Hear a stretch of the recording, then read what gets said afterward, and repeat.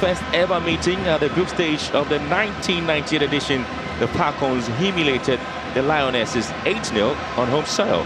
That defeat remains the worst in Moroccan football history. The two teams met again at the following edition in South Africa, the Wafcon 2000, with Nigeria again thrashing Morocco 6-0.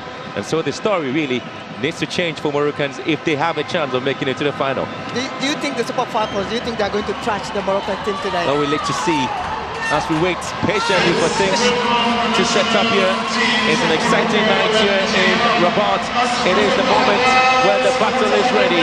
The host nation, Morocco, say they have hosted or they are hosting the competition. There is one target, they have achieved one, but there is another one hoping they can achieve that, and that is to be at the final and maybe beat South Africa. But the slippery ground is the Super Falcons would also want to fly high. We wait to see this game. Morocco, Nigeria.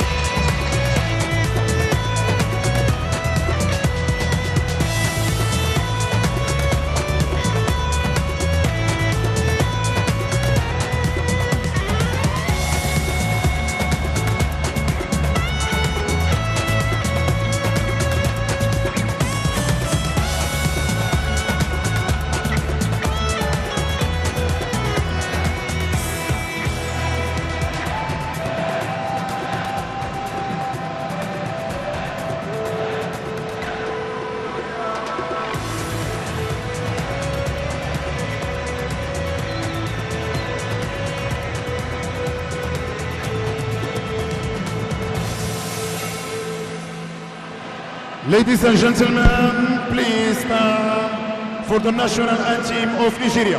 أيها السيدات والسادة، النشيد الوطني لنيجيريا.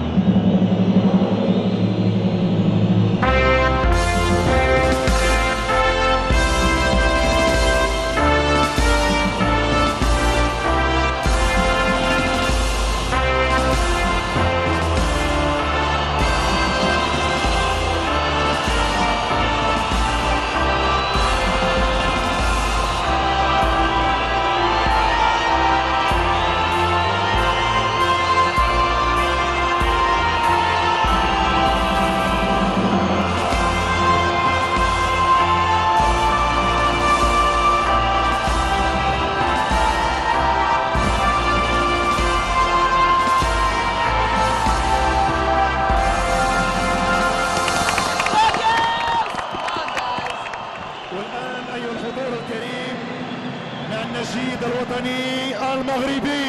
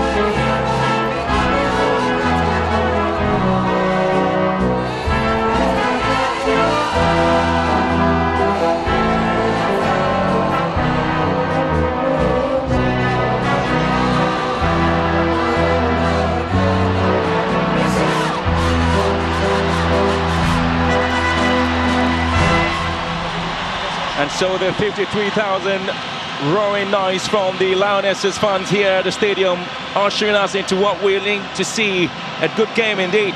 And Renato Pedros is sticking to a lineup that he's has really had a lot of faith in, because he doesn't want to make sure he makes a lot of tweaking to the side. It has been consistent at the back there. Ridwane, Amrabat, El Chad and Ed Taj all the time playing at the back. But of course one change made in the game, and so Sabah Sakir, who started against Botswana, is now on the bench there, and Sama Amani is starting today. So keeping to the 4-3-3 formation up front there, and having Tagnut, Ayani and Usudi all the time, they will cause a threat to opposing teams up front.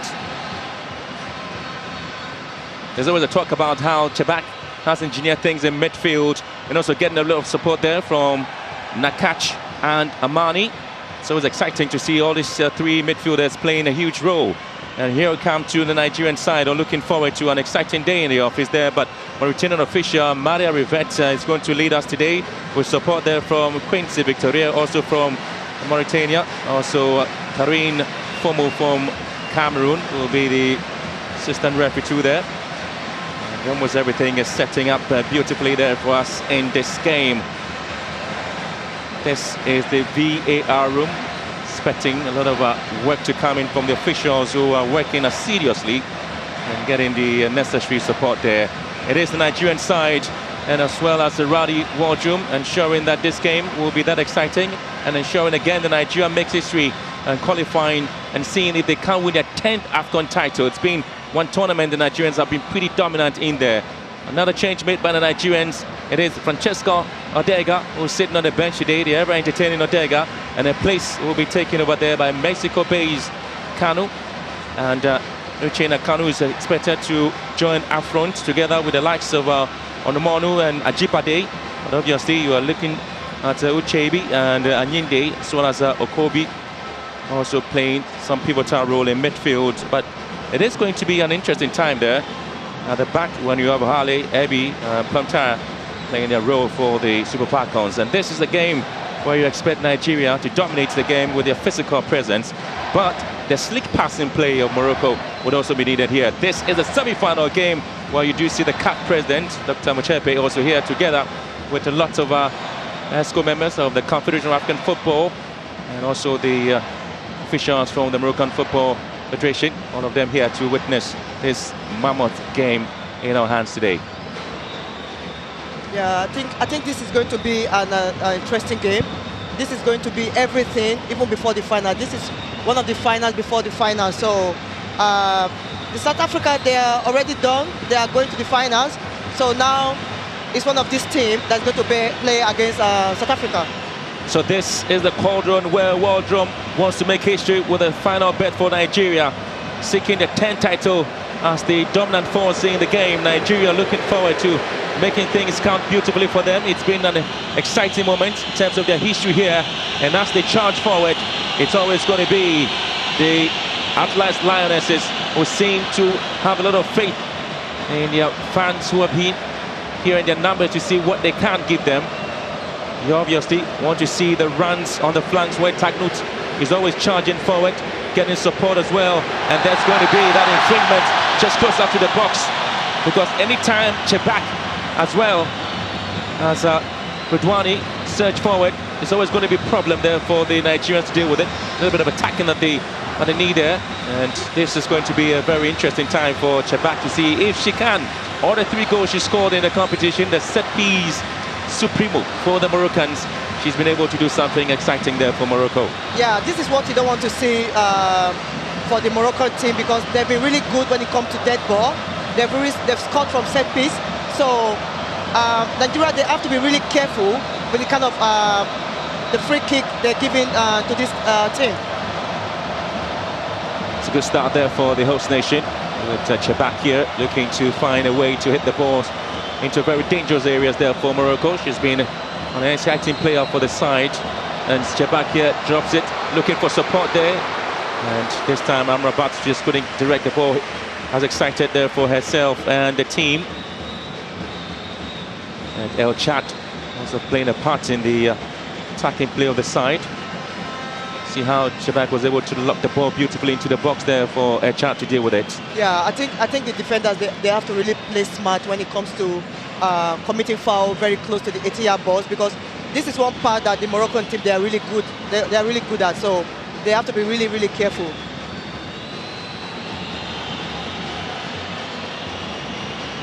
Jibade has always been great anytime she gets the opportunity, and anytime she has the chance. Her energy is exciting. She's already scored 3 goals in the competition, with Nigeria looking to hit this one from that long range. Lovely effort. And the Super Falcons starting to open up a little bit there. And Yinde with that effort there for Nigeria. Sakobi as well. And you can see how she tried to direct the ball into the far post.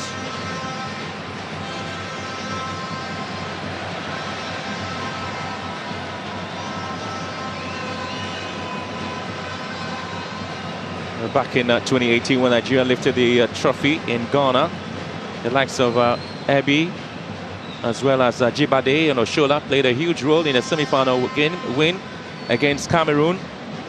Okobi, Odega, even though Odega is on the bench, Jibade is starting. At least these are the players who did feature in that semi-final game against Cameroon some years back in Ghana. Yeah, I think this Super Falcons, they are used to this kind of situation right now. They are used to winning, and they are used to their own team. Well, Tagnut was looking to pick this ball here, but couldn't quite direct the pass given to her. Chebak.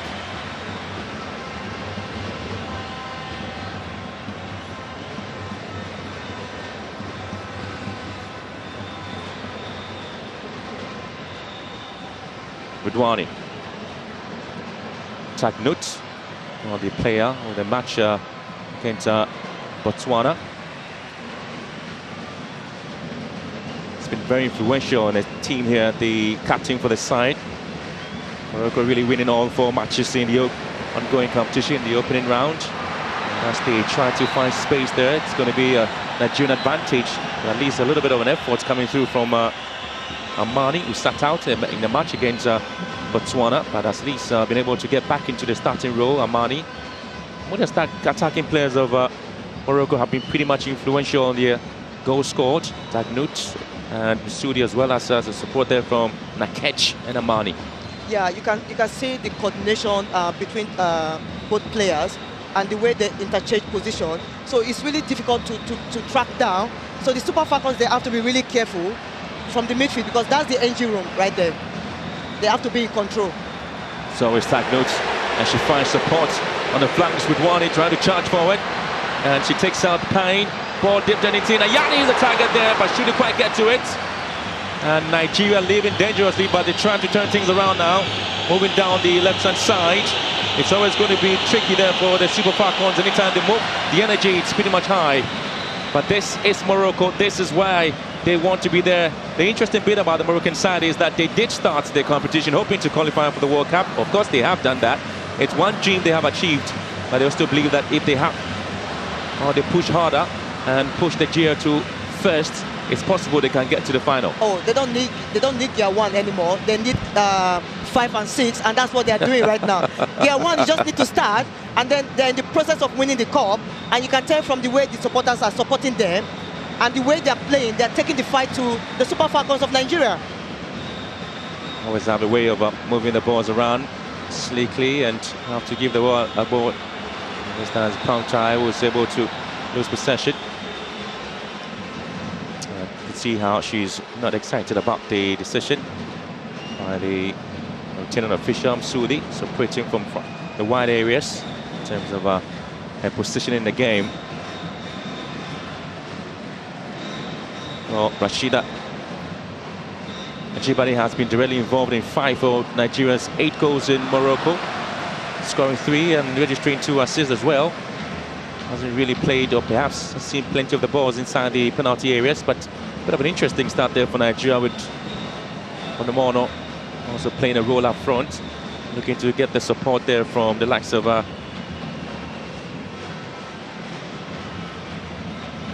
Uchenna Kanu. And so far in the last 7 minutes or so, it's been the host nation putting a lot of pressure there on Nigeria to see if they can get the first goal. It's been an interesting story there if you look at how football has been developed in Morocco, seeing the skills and power and the pace of the players, with Wani here charging forward, and here comes the support there from the Nigerian right full back. I'm not surprised the way Morocco, I'm not surprised the way they're playing right now, because when you have one of the best coaches when it comes to women football in the world, and then the resources and everything, the process for over 2 years, they've been really building this team, and you can see the result is showing right here. So showing Amani gets the ball into a very dangerous area there for the Moroccans to see if they can take advantage of that. It's been one competition where we've seen the fans allowed to watch the game freely, and so it's not surprised to see 53,000 of them in the stands watching this semi-final clash, a very important one, of course.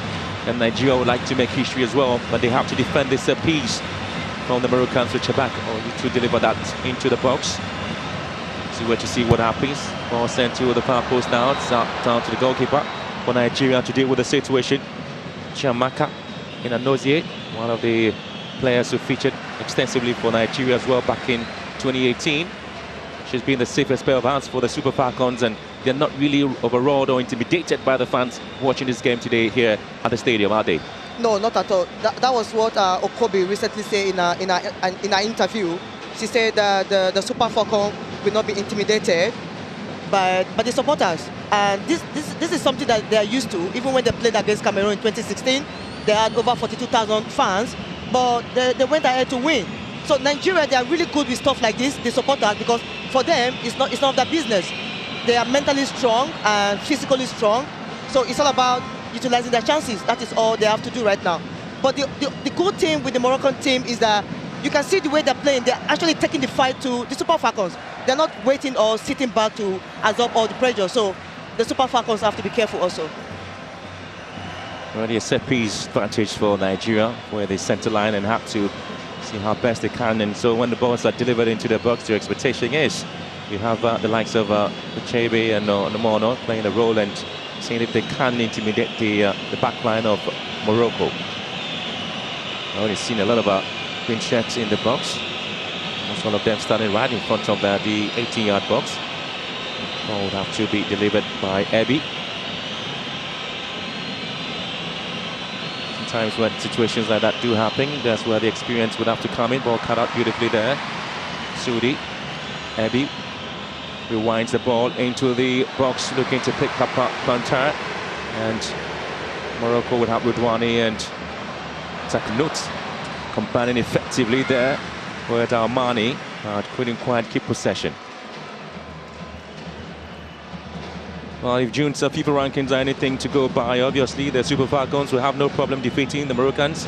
Nigeria first in Africa and 39th in the world. Morocco 8th position on the continent and 77th in the world as well. And that is because they are hoping the tournament becomes one of the competitions they've hosted and looking to win it, interestingly. As they get ready for the CAF Awards, which is going to happen on the 21st of this month, on Thursday. We've seen 5 players in Morocco given a chance to see if they can win some awards there. Taknout, Chebak, all of them in the mix to win some awards as it's if they are voted for. And once again, Chebak comes back to win possession there for the side, and Amrabat will have to deal with it. Sends it to the right-hand side, and here comes the Moroccans. They always want to keep possession. Until they rush around with the ball quickly and find space, very dangerous area. Charles Nigeria's full-back. Spamtai finds support in midfield. Antoinette Pine and Ajibade. Anytime she's on the move, you know it could be very dangerous. And there's a decision goes against Ajibade and Moroccan sway. You can tell like Rodwani, she likes to go up the last 4 games she has played, and it's really interesting to see that she's adding like extra players up there, and she has the likes of Ajibade that she has to play against. Ajibade is really fast, so I'm just watching to see how she's going to survive in this game, going up and down. But she looks really active and ready right now. Quality work there from Taknout and Amani, combining well. Again, ball pushed away by a Chat. And this is where the Nigerians are finding some difficulty at the back, trying to clear their lines. It's been pretty much difficult for them to do so. Meantime, they'll be looking to see the support system that will be put together and helping them to move up. Uchebe, well, she got the chance to play a part in the Nigerian setup, Uchebe. And they had those moments there with Burundi and Botswana in their group. As Nigeria again trying to charge forward. It's Kobe Ebi looking forward to end this down. Omono in the box, and she tried to drill it into the sub-yard area and quickly got it beautifully by the goalkeeper. Mitch for the Moroccans, and those are the dangerous balls that you don't want to give to the Nigerians anytime they have it there. Expect to see the runs there from Onomonu. Yeah, Onomonu, she made a very good run there, but there was no support in the box. So I think it would be really good for the Super Falcons to like go with her whenever she's making those runs. Still Nigeria looking for that instinctive pass into some of the defensive lines and opening spaces. It's been pretty much tight in midfield for these two players to work around Anyinde and Okobi. Well, it's going to be the 4-1-2-3 formation Nigeria, where you have Anyinde sitting right in front of the back four and having Okobi and Uchebi, I should say, helping in terms of the runs up front. Anyinde and Onomonu, as well as Ajibade, looking for space. And this is where the Moroccans want to have a lot of runs on the far side, and unfortunately Msudi couldn't quite sort their feet out, couldn't get to the pass, the crossfield pass there from Tagnut. Yeah, you could see like Ayane, she tried to drop down a little bit to try to help our midfielders, which is a good thing, but when they had the ball, there was no one there to play the ball to. So if they want to score, she has to stay up front there. Antoinette Payne. Ohale. She was heading into a very good place and looking for some support there from Uchenna Kanu. Plumtree here. Doing so well to push forward. Plumtree, the left full back. This is how Nigeria want to control the game in midfield and have their physical presence, also displaying a role there. Anytime they now settle in the game, they want to keep it. And Antoinette Payne nearly lost possession, but Okobi set things up for Nigeria with Plumtree here. Nigeria keeping possession neat and simple. In the last couple of minutes there, they have been very much into the game. And again, ball whipped out into very unproductive areas there. Now Chebak would want to set things for Morocco. This is the only problem with the Super Falcons right now. They have to learn how to keep the ball and then try to find that space. They are just in a hurry to release the ball quickly. Here comes Budwani and Arman, also trying to play their part, and it's still going to be a very keenly contested game in the semi-finals. Already seeing these two teams, and Ajibade drifting deep into the defense line to see if she can sort things out with Tagnut here. She's been one of the revelations in the competition, Tagnut. Time she's on the ball, a very dangerous player. Amrabet, you want to move in, Amrabet lose possession, and here comes Okobi on the mono on the right hand side. Okobi waiting for the ball, trying to cut it beautifully, and it has been stopped beautifully once again by the ever-present, ever-encouraging centre-back El Chad there for the Moroccans. But again, a dangerous ball there. Amrabet losing the ball in a very, very unfamiliar position there. Yeah, that was a dangerous one for the Moroccan team to lose the ball possession over there. But unfortunately, Onomonu didn't make good use of the chance she got. We have Ridwani trying to make sure she has the moment to also hold things down. They know the dangers of the Nigerians and what they can do and how they can also punish them. Once again, the back line of the Moroccans have been pretty much into the game. And here comes Armani once again. The fans would want to roar high. The fans would want to rip the roof apart. That is, if they see a goal here, that's exactly what they've been waiting for. That's why the fans are here. They want to see the Atlas Lionesses score a goal and hopefully go to the finals. But of course, they have to go through the Super Falcons, one of the best teams in Africa. Well, these two teams have qualified for the World Cup already after securing a semi-final berth here in Morocco. Nigeria win against Cameroon, and it was the Moroccans having a good day in the office against Botswana. Ridwani, Ajibade, and once again it's going to be Ajibade helping things out.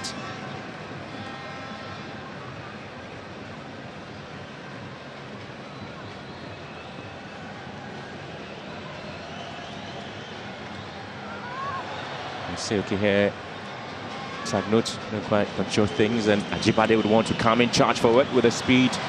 And again, it's been the right back, and it is Okobi here for Nigeria. And she turns beautifully, looking for support, and Nigeria will feel they could have an opportunity as ball was drilled in by Uchebi.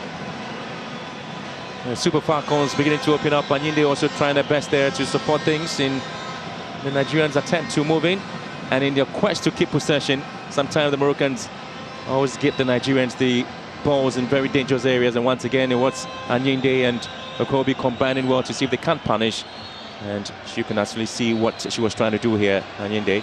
One of the players who also had a role to play. She won the cap with the Nigerians back in Ghana as well.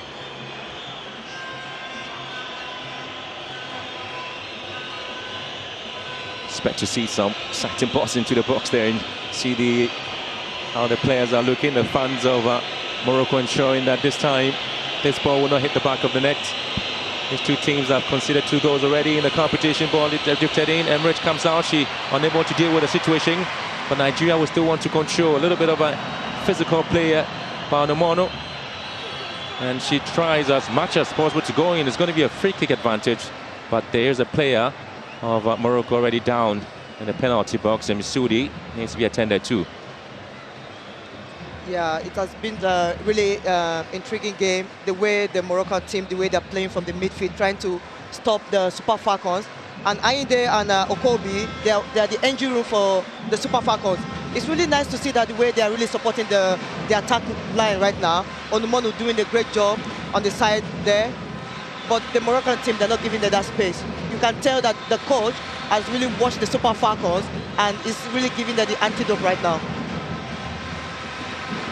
Well, this game has got almost all the ingredients of the old hands and masters up against a hungry new team eager to create their own history in front of their fanatical home fans. And that's what the Moroccans are hoping to do here. This being the experience of Nigeria that may have to count here in this game. Antoinette Payne, ball cut out by Chebak. Budwani, again, Onomono will pick it up here for Nigeria, and cleared by a Chad.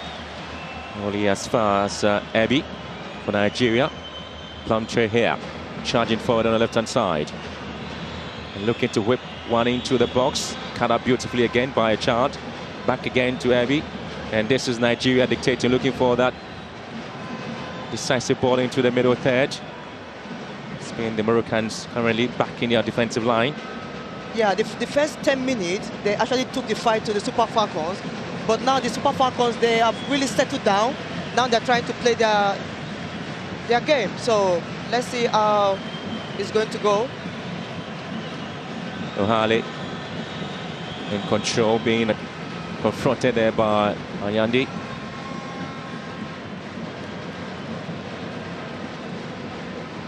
We talk about the defensive line of Nigeria, always trying to keep faith in the likes of Ohale and Ebi and Plumtree. Sometimes she's being substituted for Michelle Alozier.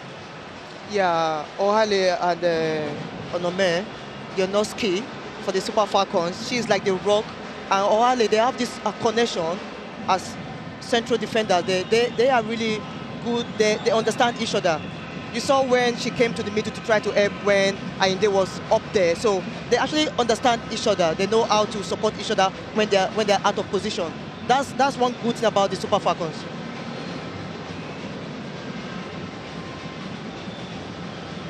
Well, Morocco really have been one of the best teams at this competition, claiming wins in the 4 games played against Burkina Faso. They won by a goal to nil. Uganda, they beat them by 3-1 in Senegal by a goal to nil to top Group A, and qualifying for the knockout stages for the first time in their history. Continue their uncharted territory when they beat Botswana 2-1 in the quarterfinals. Well, the Moroccans always have belief in their coach Renard Pedros, the French coach who guided Lyon to the UEFA Women's Championship League in 2018 and 2019. And they have to have been playing some excellent footballs. Once again, Amrabat to the rescue. Missoudi couldn't quite control well. And this is Nigeria looking to pounce on another effort. And Okobi goes to ground. I felt she was attacked there by Missoudi. Halfway through the first half already, and we've seen pretty much of a mechanical or tactical game between the two sides trying to manage the effort that'll be coming in. There's a little bit of an physical play from Nigeria. The sleek movement of the Moroccans in time they have the balls, trying to find space around Ohale. Chance gets it out for a throw-in. Yeah, Morocco, they are a really tricky team. Like you can tell from the like of Tagnot and the likes of Ayane and Misodi. They are so good up front, but it's the strength, that's all they need right now. But the Super Falcons, of course, you can tell the physical aspect, they are really up there compared to the Moroccan team. Well, ahead of the game, Ngozi or Kobe did indicate that no matter who they face, whether it's the host country or whoever, for her it's football, and that Nigeria is ready, willing to qualify to the finals, and that's what she's been talking about in this game. That's actually true. I can testify to that, because the Super Falcons, they don't care who they're playing, who is in front of them. When they want to win, they want to win. So if the Moroccan team, if they want to win this game, they have to take the fight to them the way they did in the first 10 minutes.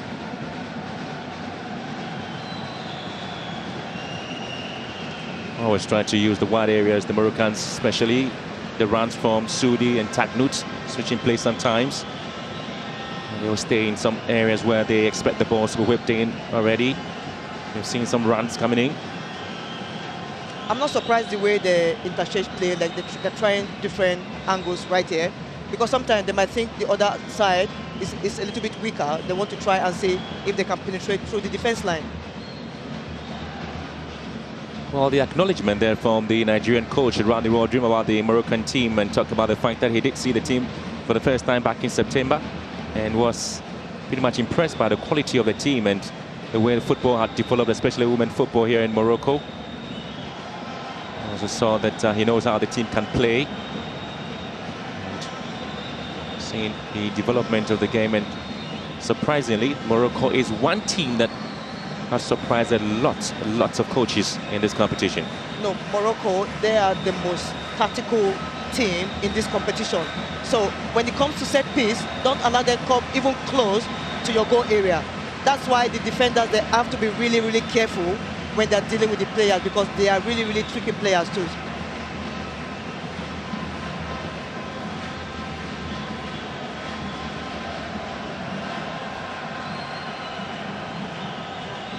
Amrabat.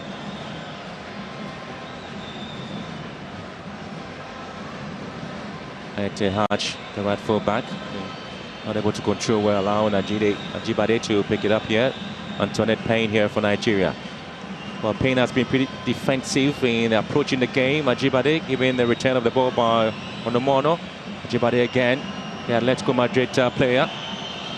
Very strong and excellently delivers the ball into the box, and this time it has to be well guided away, and Chena Kanu with that attempt there. You can tell the way she went for the ball to the middle line, and then she got the pass from the angle, look for Kanu. Kanu, she's one of the deadly strikers the Super Falcon has, so that was a good delivery from Ajibade. Good delivery there by Ajibade into the box, where Kanu was hoping to head home the first goal for Nigeria. At least she was hoping to get it. Ajibade here again. She's always going to cut in onto the right again, so she can deliver something, but overly elaborative on that occasion. But this is the player you don't want to let your eyes off her, because she can create some problem there for you. And Randy Waldrum is looking forward to seeing the tricks Ajibade brings on board in this game, and this is one player that Dwayne DeLoca really appreciates a lot in this competition. He sees her to be the player of the tournament already, Dwayne. Yeah, Ajibade has really, after the first game against South Africa, she has really she came out of her shell, and then you can see the way she's playing right now. She's one of the star players, and the Super Falcons are really looking up to her to help. Here comes Tagnut. Ayani. Tagnut raising deep into the box, and Ayani's ball again unproductive it is. Okobi picked the pieces up for Nigeria, and the Super Falcons will have Kanu dropping deep into the midfield area to pick up a ball planter here on the left hand side. It is Nigeria calming things down, not under pressure at all. Ohale and Abi combining at the back. Okobi again giving a chance. Ngozi, look at how she turns in and out. Ajibade would want to run on the right hand side. Naini pushing the ball forward here for Ajibade, and goes out. This is Nigeria looking to find space, and yet haven't been able to create one. You can tell there's a different the midfielders compared to the first game against South Africa. You can see the combination between Ushaibe, Ayinde and Okobi. They are trying to control the game right now, but the last phase is not really working out for them right now. I think that's something that they have to look at for and then try to correct things and look for the goals they are looking for.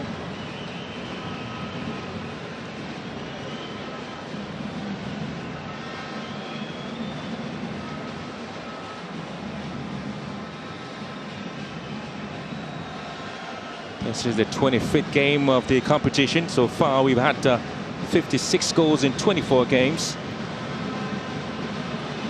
in this competition here in Morocco. Ajibade. Quality pass up front and looking to pick up Ngozi Okobi. Again, Nigerians pushing forward, and you can see how the captain for the Moroccan side, Chebak, has been moving deep. Well, the first game played in Botswana. I mean, again played against Botswana here. When the likes of Saba Sagiro did play the holding midfield. At the point she was seen as an attacking player, but the difficulty here is that balls have really been supplied to Onumonu and Kanu. She's been static at the left-hand side of attack there for Nigeria. You see the system, the way Morocco, the way they're playing right now. They took the space away from Ajibade to actually run, because this is the kind of player that like her space. She wants to run into the ball and then connect with the strikers. Of course, you can see that Tagnot, she's dropping really low right now, trying to support the likes of Radwani. So they're trying to take the space away from there. So Nigeria, they have to find another way to get in the third half.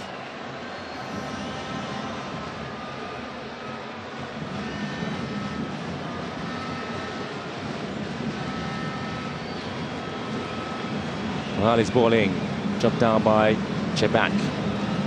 Ayinde turns well, fires Plantre on the right-hand side. And here comes Kanu. Goes to ground, Uchenna Kanu.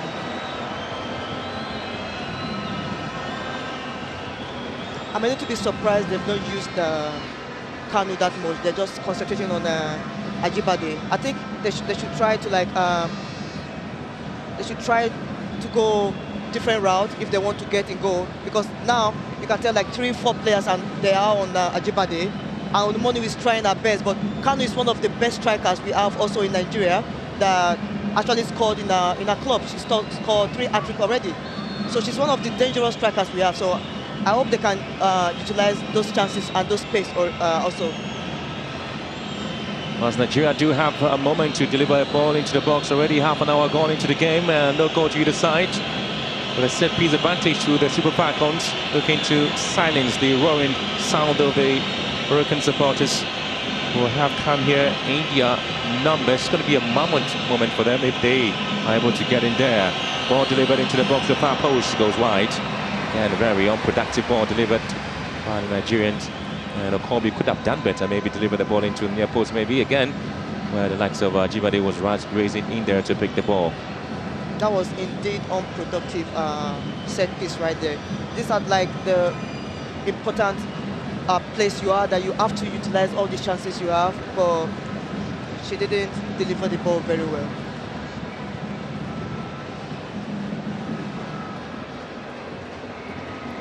Indicated to you how the South Africans are already waiting for the winner of this tie to meet them in the final. They defeated Zambia by a 94th minute goal there by Linda Mtlalo, indicating that the South Africans making it to the second consecutive final in the Women Wafcon. They did that back in 2018 in Ghana, where they lost to Nigeria, and now they are back in the final, South Africa, waiting to either meet Morocco or Nigeria. I'm not surprised the way the South Africa team, they are in the final right now. This is the second time. They've been knocking on the door for some years right now, and then they actually want this cup. So now they're in the final. This is another opportunity for them to win the Nations Cup. So hopefully they win the Wafcon this time, and they have the likes of Nigeria or Morocco that they have to face. They have one more hurdles to go. Tagnot here has on the left-hand side, Ridwani charging, and Ridwani looking to deliver a very poor one from Ridwani. And so far there's been 1 shot on target from Nigeria. And 25% shot accuracy from Nigeria. That's against 0% for Morocco. As we move on in the game here, shot inside the box. Nigeria already delivering 2 shots inside the box. It's against 1 for Morocco here. The Super Falcons have seen 8 amazing touches inside the Moroccan half. Ridwani to deliver this one to Chad. And Nigeria pressing high up on the field there. You see the run by Uchebe. And Onomono again pressing deep into the half of the Moroccans, making life a little bit difficult, suffocating the back four of the Moroccans. And again, ball back to the goalkeeper, poorly done. Onomono looking to pounce on that one. Okobi! And Nigeria could have punished Morocco. They should have. But again, it was the moment Nigeria felt they could have. And Uchebe with this chance. Oh, what a chance. And I was talking about the high pressing play of the Nigerians, suffocating the Moroccans. And again, it was telling you that something was going to happen. Crack. It was cracking shot there from Uchebe. Both teams have been suppressing each other. They've been trying to get the ball from. This is one good opportunity wasted right there. And the back again, it's been given away. And the Moroccans having a very difficult moment. Uchebe delivers into the box, and this time goes wide. I'm not too sure what the plan is by the Moroccans by way of trying to play it pretty much safe at the back. It's been difficult for them to get the balls into the middle third for the likes of Chebak and Nakesh to deal with it. And you can see Chebak really having some difficult moment there with the goalkeeper, and telling her to get the ball in and stop playing among themselves at the back. Yeah, I understand what they're trying to do. They're trying to keep more possession, but you don't want to do this kind of this pattern against the likes of the Super Falcons, because they're not going to give you that space to play from the back. Of course, you want to keep more possession, but not with the Super Falcons. I don't think they're going to give them that opportunity to do that. Another ball delivered, wasted by the Moroccan keeper. Allow Nigeria to pick it. Kanu here tracks it back to Heavy. And it's been picked up beautifully there by the Moroccans. Amrabat. And it's been defensively poor. And Chad tidying things up. Chebak again having difficulties at the back with one who would want to push things forward. Gets it back to Chebak. And still Morocco. Even in the face of some difficulties, they still keep possession. And they have to lose it now to the Nigerians once again. Anytime they keep it neat and simple, they try to push it forward again, but haven't really been able to get the balls into the empty spaces on the right-hand side, where there's a lot of space there for the likes of Sudi to deal with it. Yeah, you see Chebak and Techno trying to help the team again to push forward, but for some reason, the Moroccan team, they fought back a little bit. Good moment for Kano to go into the box, and this time delivering into Onomono, and Emirates was able to deal with it quite well. It's been the moment when Nigeria really charging and pushing forward, looking to get the first goal. And there's a lot of talk about the Nigerian team. Yet they had a rocky start, losing to South Africa, but when they warmed up into the tournament, they are a team to beat. Ajibade and Morocco really can't get the balls into the players in midfield, allowing Nigeria almost every time. They've really been dominant in the last couple of minutes there, the Nigerians. Yeah, there've been a lot of changes in the team. Like we all know, they have lots of players that are good, even the reserve players. So there's a lot of changes. You have the likes of Uchebe and Okobi back in the starting team. So you can tell the difference and why there's been this change and why they are doing really well. Now Kalu started. You can see why the coach decided to start the likes of Kalu in this game.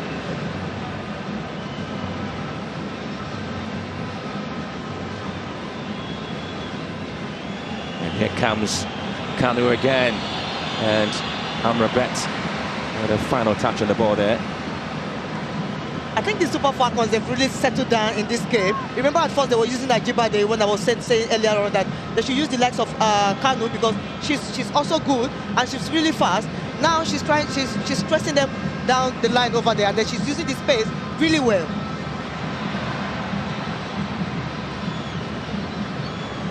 The other thing about the Moroccans is they are not in a rush to hit the balls into the high areas. They always want to keep it simple, and you can see Plonchai trying to play nice at the back there. And she is Nigerian by way of her paternal grandfather. That has always been their style of play anyway. They try to move the ball around, and then the likes of Chebak and Tagnot. But now it's not really working for them, so they have to find another way to go around the Super Falcons. On the left full back for Nigeria, Ashley Megan Plonchai can play as a centre back. Indeed, played a centre back role for Leicester City in the English Women's League. And she did play for the England Youth International, made a senior debut in Nigeria back in 2022 here in February. Ashley Plonchai here. And Yadi's yards away and looking to charge for it. And it has to be picked up by Inandozie. So the good thing about the Nigerian team is that anytime there is a problem there at the left back position where they feel like Alozie would have to slot in, Liz Plonchai can also play as a centre back with Ohale as well, or Ebi. So it depends on how the coach wants to deploy. There is going to be a lot of, hands there for the coaches to use. Yeah, that's the good thing about the Super Falcons and the squad. You can actually change the rotation for the players as well. Yeah, that's the beauty of this Super Falcons. They can play from different positions. Mind you, the Moroccan team also, they have the 6 players in front. They can do the same also. Ajibade in here. Ajibade ball delivered, and Emmerich collected without any problem. Can you talk about the runs in the right-hand side of attack? Ajibade exposing the back line of Morocco, as well as Kano doing the same on the left-hand side of attack. Yeah, that is what they have to do. They have to quick move the ball, use different wings. They don't have to stay with Ajibade. Of course, we know Ajibade is one of the best players on the pitch, but Kano Wankwa also, Kano is also good. She can actually do the same thing. So they have to quick change the position and try to do different stuff, try different variations.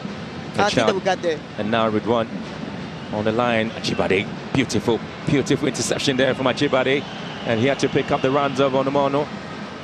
Again, it's been the Nigerians who are detecting and making things work there. Chiamaka Inandozie has been on the holiday here in Morocco, hasn't been tested at all at the Rabat Stadium. Amani and Tagnut. Ajibade again, intercept. She comes in with that tackle there, wins it up for Nigeria, JB. And here comes Okobi for Nigeria. Ball delivered into the far side there, looking for Kano. Amrabat drops it down. And it is Chebak. Excellent play there from Chebak. Here comes Amani, looking for support on the left-hand side, and she's been fouled. And this is Nigeria working hard, attacking, defending. It's been the tournament we're enjoying here tonight. The semi-final, the second semi-final game in the evening for fans watching this game almost everywhere. This has been really impressive game to watch for both teams. They've really lived up to expectation for the semi-final of the Wafcon. Kanu here, a good control, absolutely breathtaking control there from Kanu as she charges forward on the left-hand side. And again, it's been taken off from her. This is Missoudi. She's been pretty quiet there, Missoudi, in the game. And you have Haj also, the right full back. Here comes Amrabat. Sends it back to the goalkeeper, Khadija Rich. Well, Nigerian coach talks about the fact that the Nigerian team has been seen as a favorite to win the competition, but in football almost everything is possible.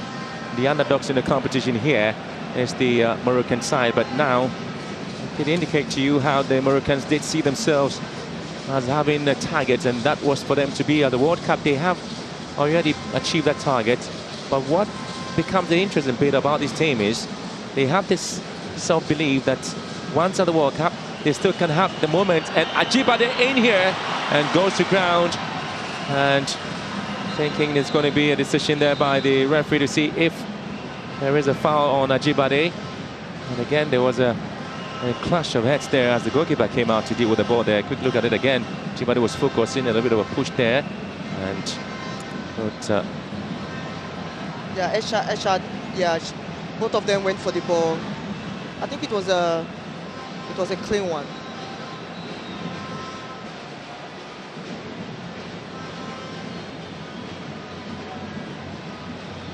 What I was just enjoying the game here is that families have been allowed to come into the stadium with the sons and daughters watching this game. But Uche Kanu provided the crushing brace against Burundi, while Ajibade supplied the sucker punch that knocked out Cameroon last time out. And he looked at a perfect out one for the Ifeoma Onomonu, who made a mark, big, strong and irrepressible. And so Onomonu, when she's in there, she can always create a problem there for you. Look at the attacking play of Nigeria and how the likes of Gift Monday, who's the local player, won the Goal King or the Goal Queen award for Bayelsa State. You expect her to play a role in this game, won't you? I think she might come in this game because she's a really good finisher. So the coach might decide to bring her in if things continue to go the way it's going right now.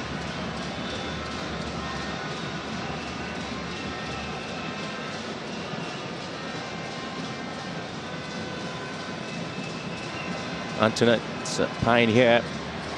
The left back gives the ball away. You know, you were saying earlier on that Misodi, she has been a little bit quiet. That's the problem when you don't have the ball possession and you have to keep marking all the time. You have to drop back a little bit. So it's a little bit difficult. You see, like the likes of Shebak and Tekno, the way that they're trying to play when they play other teams, you can see the way they move the ball around. But now they have to always look for the ball. And then when they get the ball, because they've been defending, it's a little bit difficult to go forward because everyone is down. They have to push forward. And before they try to do that, the Super Falcons, they get the ball away from them again. So I think they have to try something else. And the coach, I know the coach is going to talk to them after the first half to find a different way to deal with the Super Falcons. 1 minute.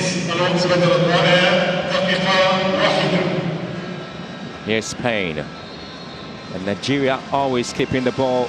We're doing a minute about a time already in the game. And so far, no goal to either side. As we approach to end the first 45 minutes of the game, Ajibade controls well, finds Ngozi Okobi. Trying to recycle the ball back to Ajibade. Antoinette Payne here. The right full back.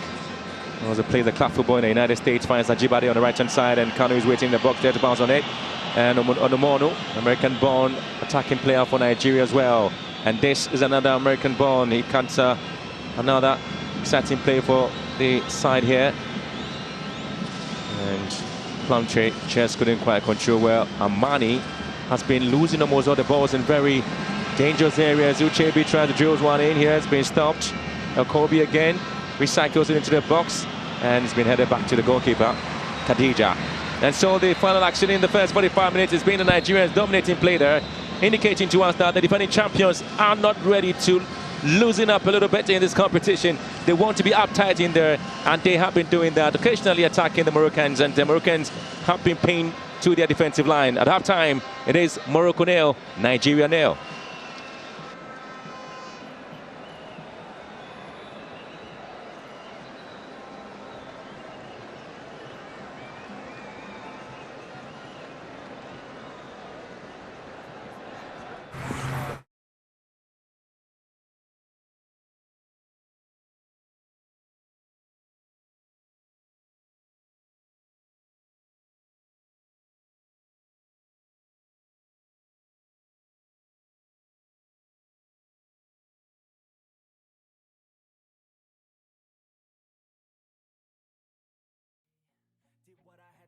Just to feed me, and what was left over I put towards my dreaming. But the only thing in life that has meaning are the things you gotta work for, believe me. Take into your hands a plan, your own hands can land your own brand. And damn, I feel like no one takes accountability. They want the credibility, convincingly unwilling to put in the hours it takes to get some power. Don't be fucking sour, take a cold shower, scream until you're louder, work until you're prouder, and all the doubters, they're just your downers. I swear to God they all let me down. I always fought just to wear the crown. I'm off at these fucking clowns who were all taught they deserve an ounce. It's only worth it if you work for it. It's only worth it if you work for it. I won't stop till they hear me now. I won't stop till I wear the crown.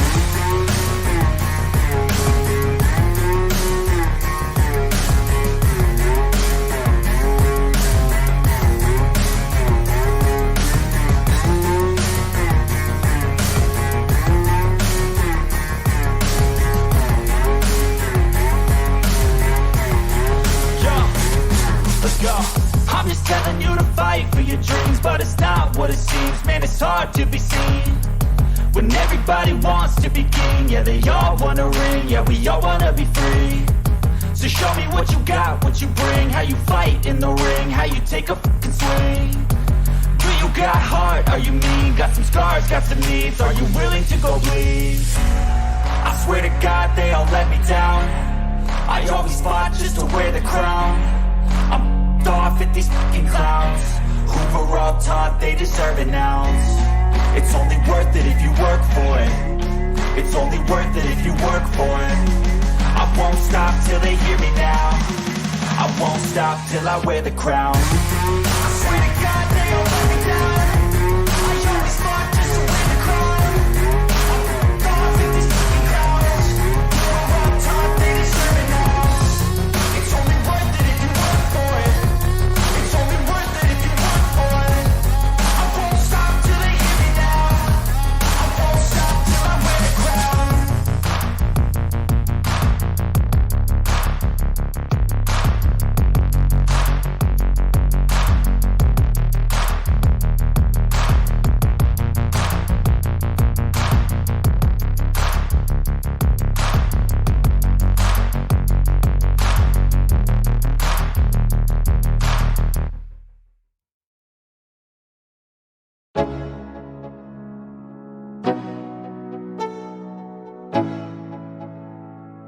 Let's go. Yo, I'm like an addict, do I gotta have it. I ain't even playing, got a really bad habit. If it moves, gotta grab it, fuse like a magnet. Lose, won't have it till I'm doomed in a casket. I ain't playing, got a weird mind. If you work 8 hours, I'ma work 9. If the shoot tastes sour, you should taste mine. I'ma stay in power for a long time. Get up, nah, I ain't a quitter. Toss me the ball, I'm a really big hitter. Big picture, I'm a straight killer. Rising the song to the highest bidder.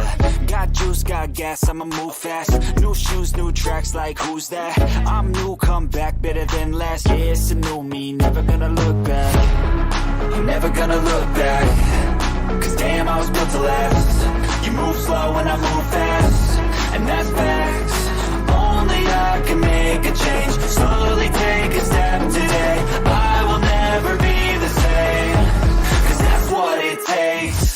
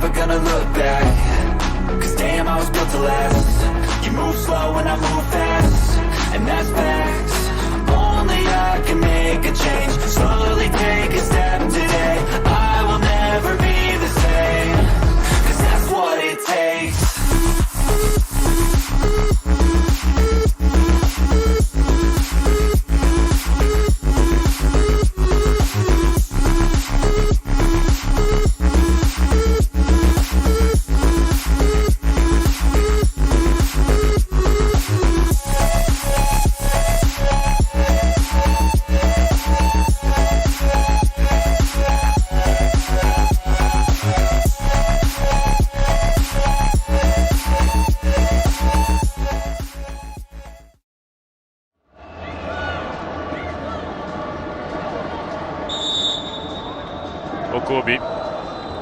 Delivery in looks delicious and inviting, and Unumonu was there, but she's unable to direct her effort as the keeper came out and failed to claim. Ange Bawu, early chance for Nigeria from this set piece, and no goals as yet. Okobi, floated ball toward the back post, the header was inviting, certainly it's not cleared at the moment, and Ange Bawu eventually cuts out the Nigerian chances. Cameroon fans displeased as Joya was charging downfield, but certainly ball out of play. It'll be a Nigerian throw-in, but this, the earlier attempt, Amanda. Nigeria, Ajibade looking for a shot at goal, and she's whipped that ball in towards the danger area, but she's hit so much curl on that. And it's curled its way across the face of Bawu's goal and out of play.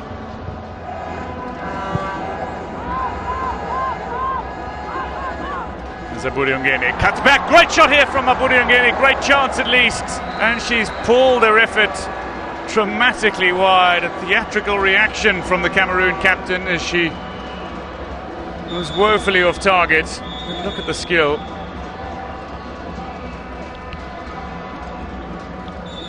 Three Nigerian players around her and she still gets the shot away. Here's Nzana again. She's growing bolder and bolder as this game progresses. In the opening stages, she was staying back in her defensive position, but the more she gets a chance to go forward, the more she is charging forward, making not just brief forays, but deep forays into Nigerian territory, and then tracking back to help out defensively. But what a run for Mukobi here. Onumonu, Ajibade! Nigeria have opened the scoring.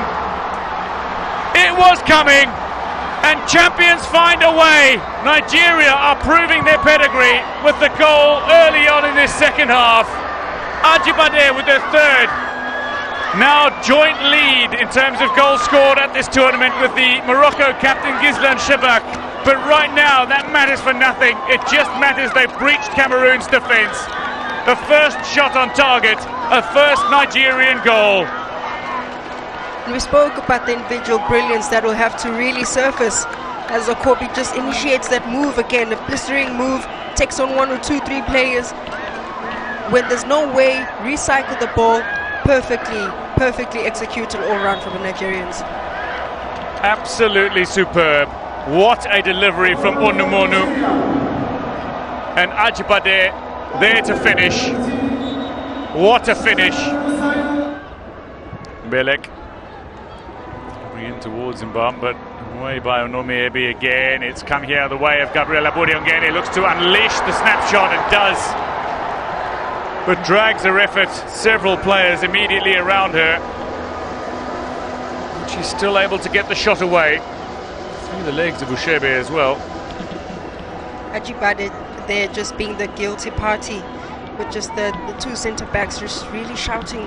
You have to come back, you have to drop, make sure that you always keep an eye on your opponent. Here's a real chance, Nadozi is caught by Abam. Clutches onto her wrist.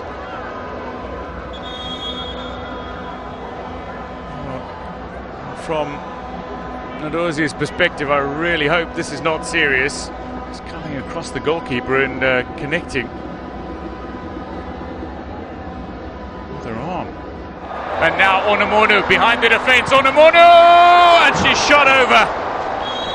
But the offside flag was going to go up. There is the final whistle. Cameroon are crushed. Nigeria get to celebrate. They are not only into the semi-finals, they're into a 9th successive FIFA Women's World Cup. It is Nigeria with win number 9, and Ajibade has got the all-important goal. It's a feeling. After Nigeria surpassed 50 matches in the Women's Africa Cup of Nations tie. This is arguably the biggest clash of the tournament so far.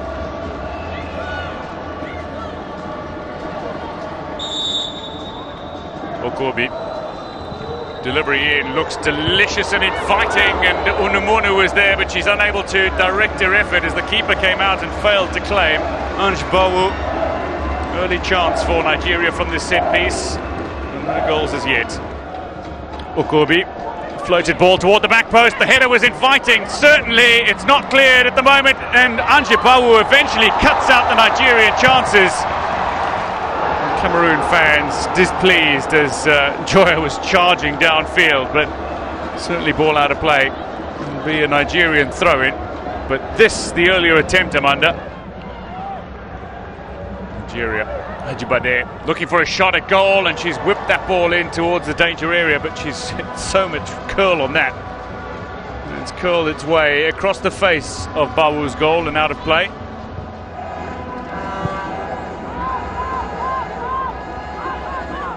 Zaburi cuts back, great shot here from Zaburi, great chance at least, and she's pulled her effort dramatically wide. A theatrical reaction from the Cameroon captain as she was woefully off target. And look at the skill.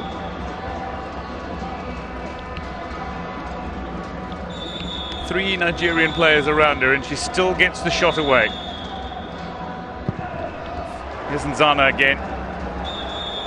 She's growing bolder and bolder as this game progresses. In the opening stages, she was staying back in her defensive position, but the more she gets a chance to go forward, the more she is charging forward, making not just brief forays, but deep forays into Nigerian territory and then tracking back to help out defensively. But what a run from Mukobi here.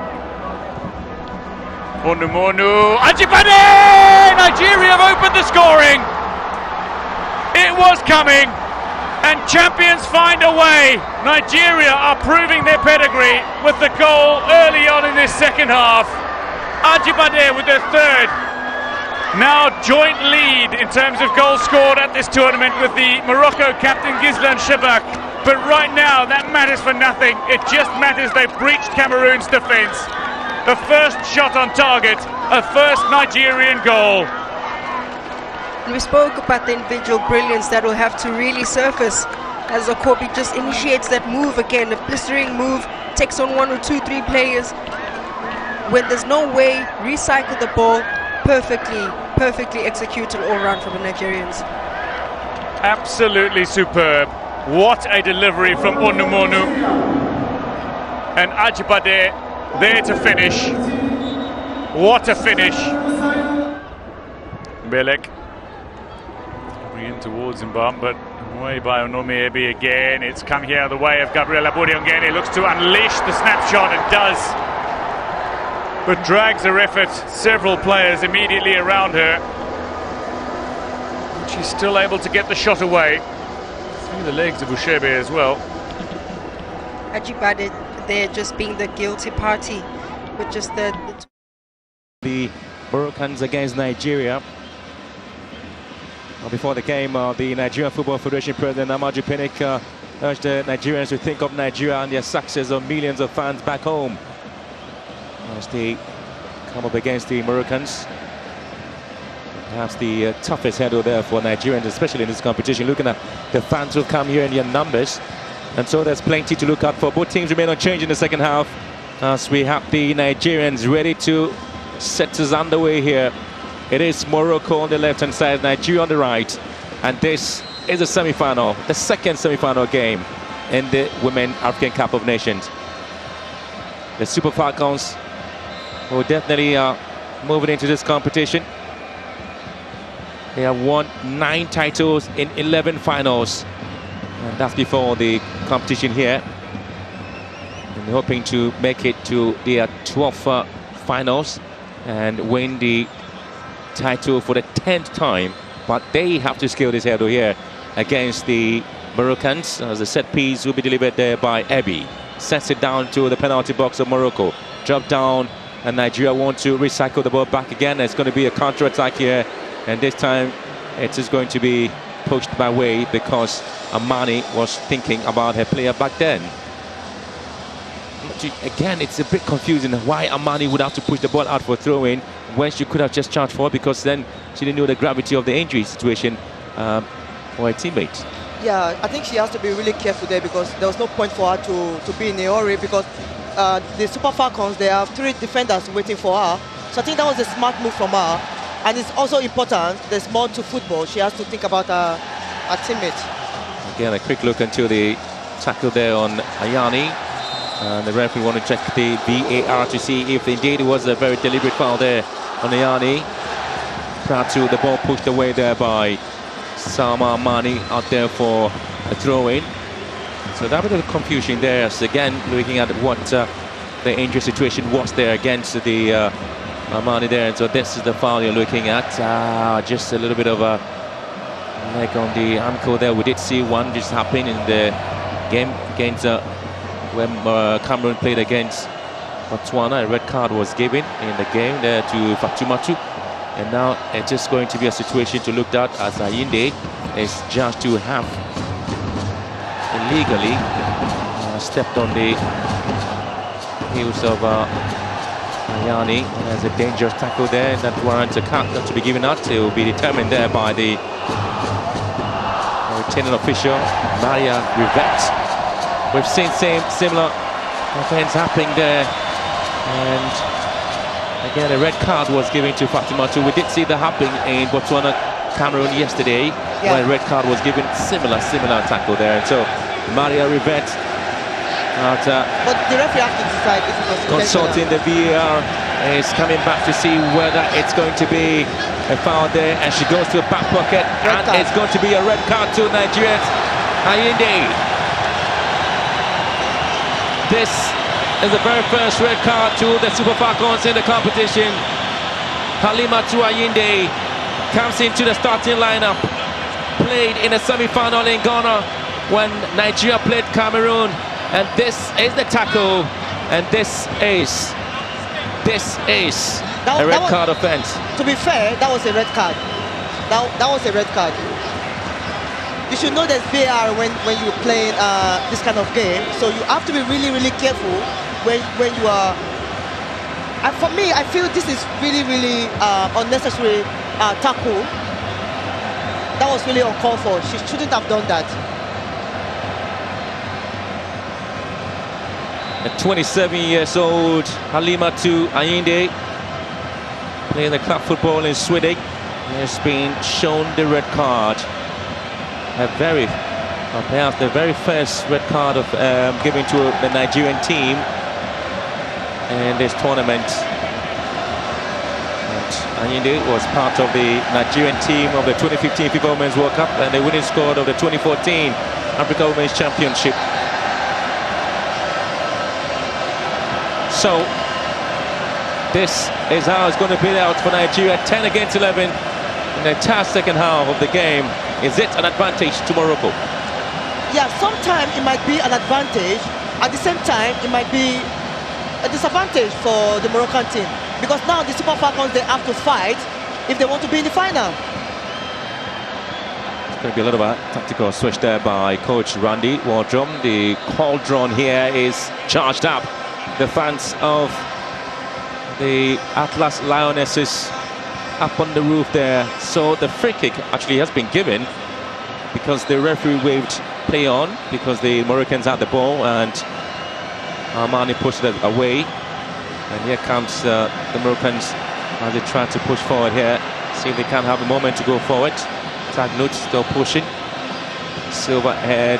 Tagnut finds support in Armani. Tagnut looking for space, and here comes Armani. It's going to be the Moroccans. Armani again has been losing the balls quite consistently. In the first half, she dropped a lot of balls there, giving advantage to the Nigerians. And Uchebi finds support there on the right-hand side for Antoinette Payne. And Nigeria, not perturbed by the red card given to Halimatu Ayinde, will try to come back into the game. And this time things will be calmed up by the Moroccans as they charge forward again. They will be super excited. Now they have the advantage going into this break. And Chabak, the midfield supremo for the side, Amrabet. Here comes Tagnut, looking for Ayani. Well cut up there by Plumtree. And the handball decision, was it? Was not given. Sudi finds space on the left-hand side. Here comes the Tagnut here and in. Sudi was looking to deal with that one. Chiamaka comes out with a save, and this time into the box, up the line it goes. And Nigeria leaving dangerously. Well, the back line needed to clear the ball up the line. Ohale and Ebi working overtime. But again, ball up beautifully into the box. And Ohale with that clearance. Now Morocco. Tagnut ball in. Ohale clears. I think the red card has given Morocco a little bit of energy. You can see the way they have this confidence coming out to play right now. But the Super Falcons, there's one good thing about them. They will keep fighting until the end of this game. Well, that's the Nigerian spirit, as Samaju Pinnick told the girls coming into this game, as Morocco look to charge forward again. And the Falcons would want to deal with it.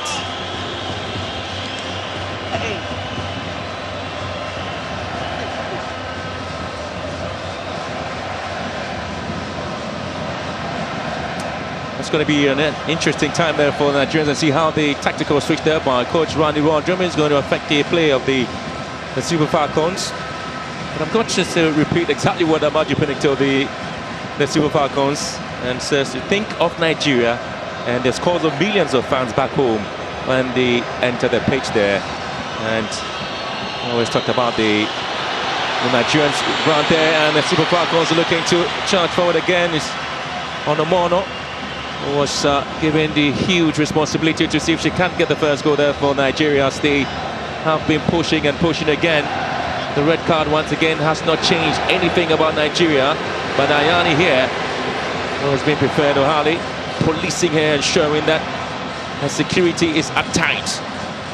There's not going to be any free kick now for Ohale, and Ayani goes in, drills the ball into the box, and off the post, comes up, and it's been cleared away. Pumphrey up the line.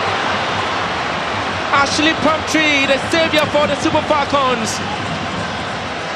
This is turning out to be something else. But I tell you what, if there's anything to look at, it is Ayani with this ball. Ohale just couldn't deal with it. Chiamaka came out and Pumphrey with this one. Ayani, she's this kind of player. You don't need her in your space. You don't need her anywhere close to your goal. You know she's one of the dangerous players in this tournament. I'm not surprised by what she's doing right there. But Nigeria, the Super Falcons, got away with that. Oh, what a defensive clearance there from Ashley Pumphrey, the vice captain, 24 years, plays a club football for Leicester City. Formerly an England youth international, she made a senior debut for Nigeria this year. Pumphrey.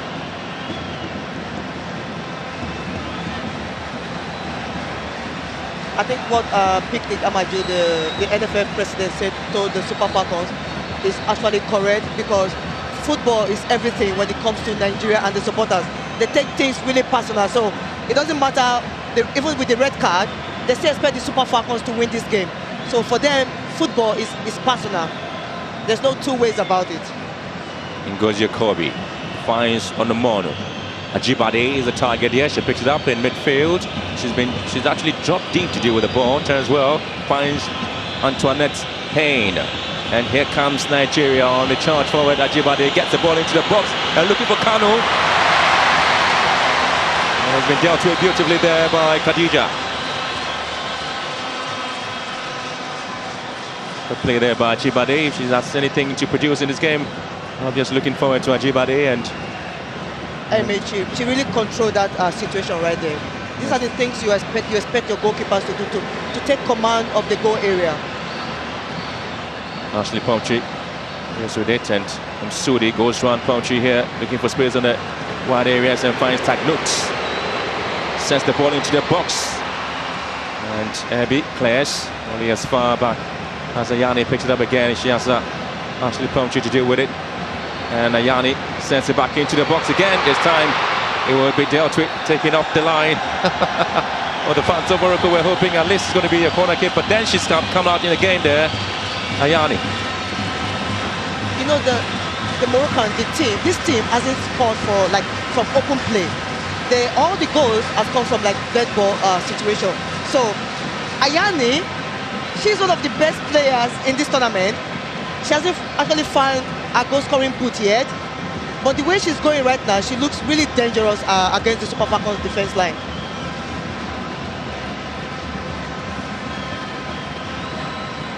Zera Ayani, 26 years, also plays the club football in England for Tottenham Hotspur. He actually knows Ashley Plumtree pretty well because they both played in the Women's League in the United Kingdom.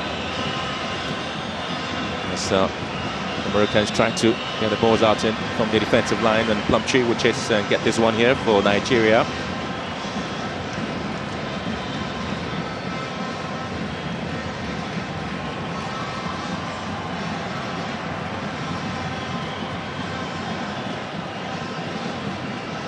Well, tonight's spectacle, obviously, see the Falcons aim for their 10th final match, which I was emphasizing this one. Ever since the event or the tournament was launched back 24 years ago, they have never failed to win a final match. And victory over Cameroon last Thursday affirmed that they had never failed to reach the tournament's last four. And that's the strength of the Super Falcons. The very first time the Americans were able to do that was for them to get to the quarterfinals. The very first time in the semi-finals, the very first time as well, and the Women's World Cup, the very first time for Morocco. And now they're looking to get to the finals for the very first time. There's always the very first time for everything. So I think this is an opportunity for them to go to the finals, but they have the likes of the Super Falcons to deal with right now. And even for the fact that they have the red card, I don't think the Super Falcons are, I don't think they're ready to let go of the semi-final right now. I think they really want to go back to the finals and have this opportunity to face South Africa again.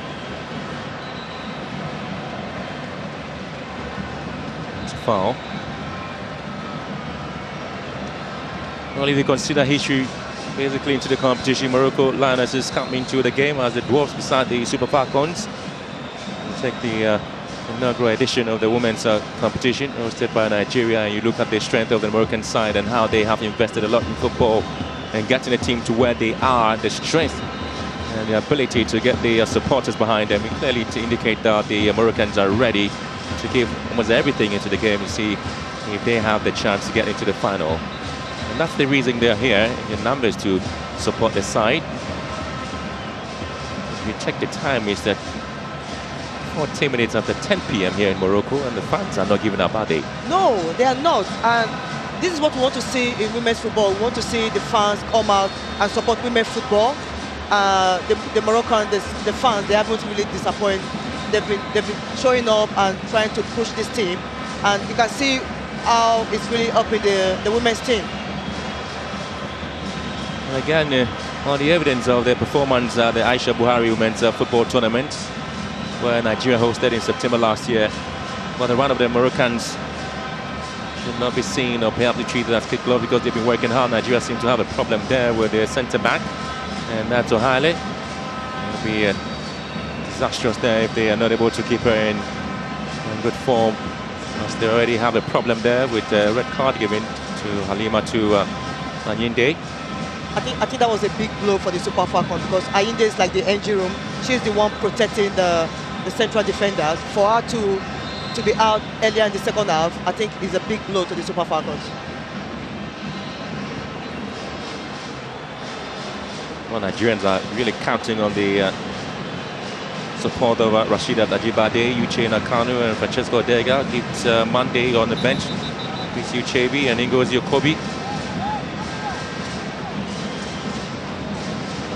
Nome Ebi. It's been at the back there, a bit of a change now. I did indicate to you the problem there with Samahami.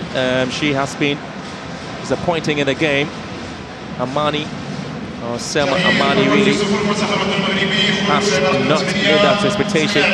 She's been losing the balls, and this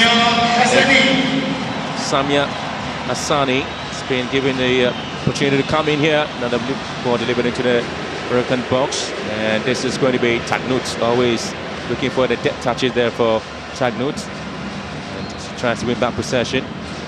Nigeria keeps it neat and simple. Now they have to control things beautifully. Kanu here. Payne. Lovely here from Jibare as she tried to find space, fence off the attack. And this time Nigeria can get a goal off the crossbar. And it goes in. It is Nigeria. The Super Falcons have turned their deficit into a blessing. And this is why Uche Nakanu was brought in to start this game. The Super Falcons have made it, and they have scored the goal. Yes, the Super Falcons, they have done it. This is the Super Falcons of Nigeria. This is how it is done. They always show up when it matters. What a drive. What a drive from Ajibade. What a drive from Ajibade.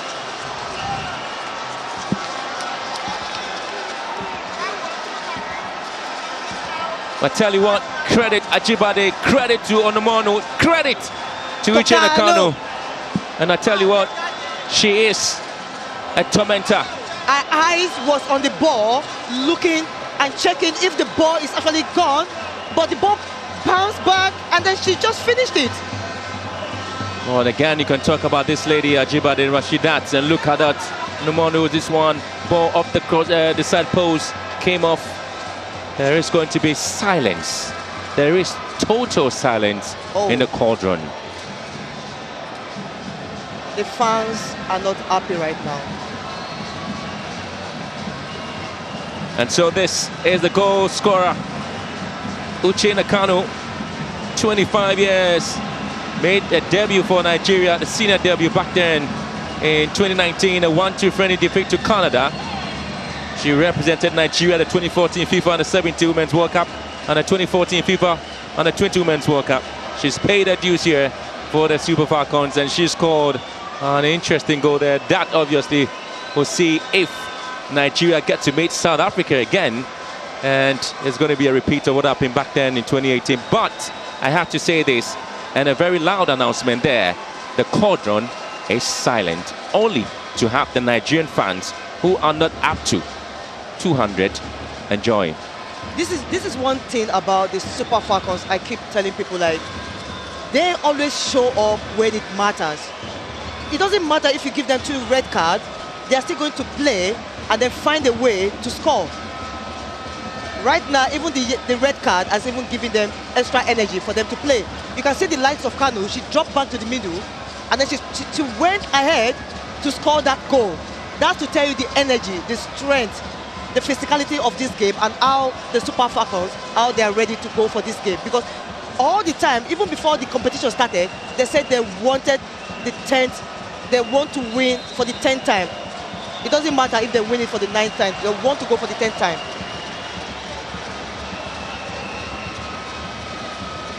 Well, the moment Ajibade stepped out the gear, that was the moment the Nigerians were able to find space behind the back line of the Moroccans, and Uchenna Kanu was able to drill home the goal there for the Super Falcons, even though they had 10 playing, a man down with a red card to Ali Matu Ajibade, Anyindi, I should say. But it would be the Moroccans pushing, the Nigerians using their physical presence, and it's the goal scorer Uchenna Kanu, and commits a foul there. It's an interesting bit of that situation.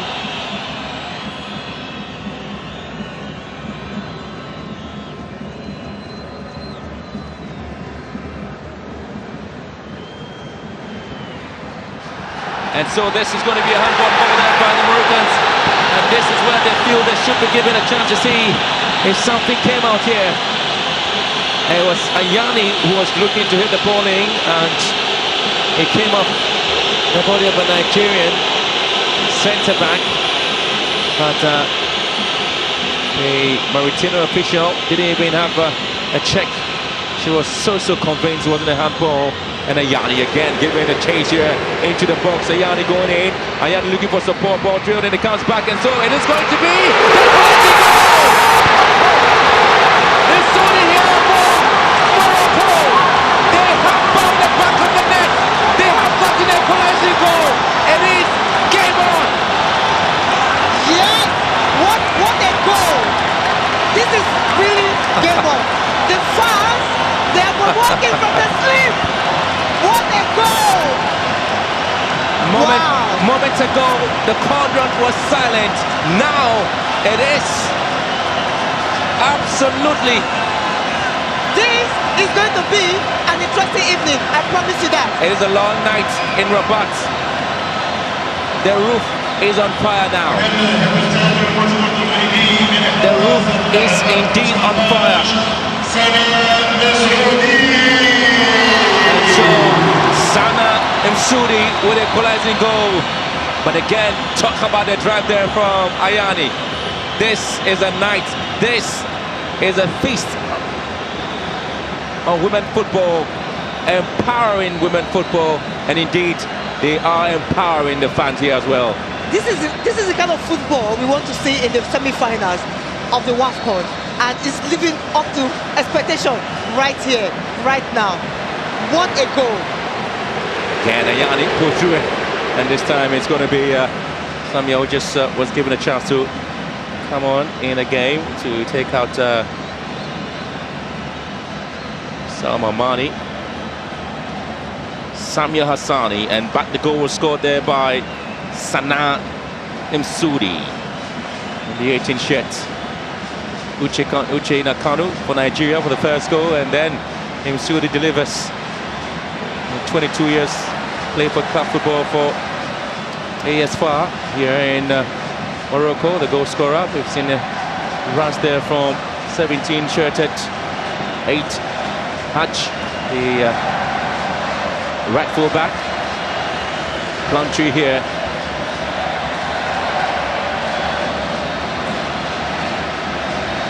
Goal scorer Sudi here, ball delivered again by Chebak, looking for Ayani. She's been tormenting the backline of Nigeria. Ball down to Chebi, drops it down to Payne. Payne tries to run down and mark up, and Nigeria will lose possession, allow the Moroccans to come in, but Tagnut picks it up. Foul inside the centre line area. So this is a game living up to expectation here. The Nigerians were looking at the game there where the semi-finals was going to be pretty much of a one-sided. It's going to be Ajibade again with this one. If she did indeed commit another painful tackle there. We already seen one with the red card, but now the referee want to take a look at it, but the yellow card is already gone out to Ajibade.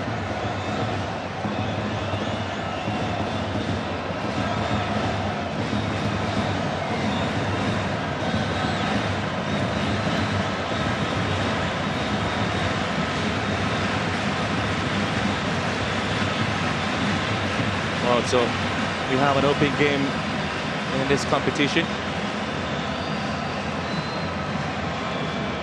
And we're just enjoying every bit of it. And we talked about the performance of the Nigerian players and how they have played so well. Well, the referee is going to have another look at the foul there by Ajibade. Already told you there's a yellow card that's gone to her, and there's a red card that's already gone to Aninde. What is going to be the response there for Maria Rivet, and what is going to be the decision? Now, the fans in the cauldron have switched on their mobile phone lights, but we have to take a look at this one first. Is it going to be a red card offense again to Ajibade? Remember what I was trying to say, explain to you? I think she actually slipped. It wasn't intentional, but the referee has to decide.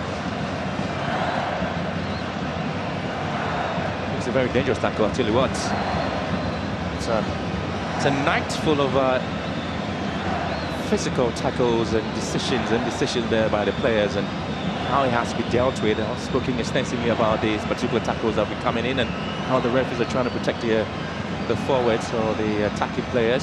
So this is it. That's a very painful one. And it's going to be another night of despair there for the Nigerians if it turns out to be the other way around. Yeah, I think so too. This is going to be like a disaster 2.0 if Ajibade gets the red card. So we're in for the night, and it's been pretty much of an exciting day in the office there. The fans are enjoying the football, the brand of football, and the investment put in there by the Moroccan officials. And it is going to be the Mauritanian referee who goes out there, takes out the yellow card, and she's going to come out with another decision. And it's going to be another red card offense, if you like. She's going back. She's going back. She's going to talk to Ajibade. She talks about Ajibade, and now it's a red card. A red card. 9 against 11. The defending champions have been reduced to 9 players on the pitch.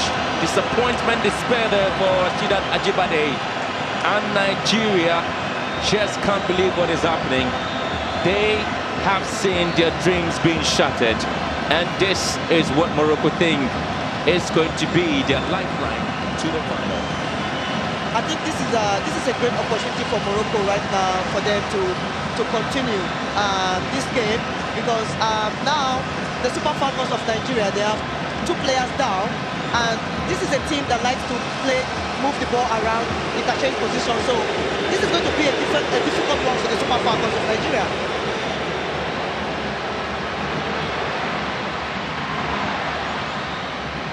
There's plenty of effort there coming through from the Nigerians. Now they're going to be a little bit defensive in their approach in the game, but the Moroccans are seeing if they can get some bit of openings. A bit of a sad story. As Kanu tries to go around, and it's been stopped beautifully there, but the referee sees that one to be a foul. And decision here against the Moroccans. A yellow card offense as well. It's kind of funny that the Super Falcons coach hasn't done any changes. When you have 2 red cards, you have to try to change the style of play. Get a little bit defenders in the game, but he hasn't done any changes, and it's 72 minutes already. Well, he's the right full back for the Moroccans, who's been yellow carded, but the very first time in this game that we're seeing 2 red card decisions. They're going into the competition, and Nigeria feel that it's a problem they have to deal with. Not too sure what the tactical changes will be done. Pedros will be excited. I tell you what, this is the game, and this is the tournament. The Atlas Lionesses have had the moment to feel that they are closer to the title, and Nigeria would want to throw in a Lozier into the game. Ball into the Moroccan half. It's been cleared away, and Ayani turns beautifully, looking for some bit of support on the right-hand side. Drews the ball in, and couldn't quite control there by Plumtree. And it's going to be a little bit of a problem there for Ebi. And so Nigeria's Ebi goes to ground. I think it's a cramp issue, is it? No, hamstring. Hamstring. Yeah. All right. I think she's officially out. Well, she got treated after the tackle there, and so the Nigerian already preparing Elozi to come into the game. And so again, I did talk to you about Plumtree, who can slot in as centre back, and yes. So if Plumtree slots in as a centre back, it's possible Elozi can slot in as a left back, is it? Yeah, she can actually play. That's her position. But from what I'm looking right now, if it's a hamstring, I think she's out.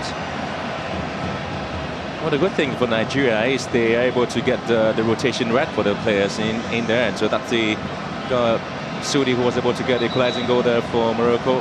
As we are into the last quarter of the game here, and an epic and a titanic semi-final match there between defending champions Nigeria and, if you like, the first time I see the competition and really looking to change things in terms of what they've been able to do. But 9 players now on the pitch for Nigeria, as 2 players have been shown the red card. It is Anyinde and the ever exciting Ajibade. I know, like, what can go wrong to the Super Falcons? Onome is out, Anyinde is out, Ajibade is out. So I'm speechless right now. And you see the supporters, they are really excited, because this is an opportunity for them, for the Atlas to play the final for the first time in history. Payne slugged the ball down to the far side, looking for Kanu. Tagnotia for Morocco drops it down to Chebak, and it's going to be Nakesh and find support in the right full back.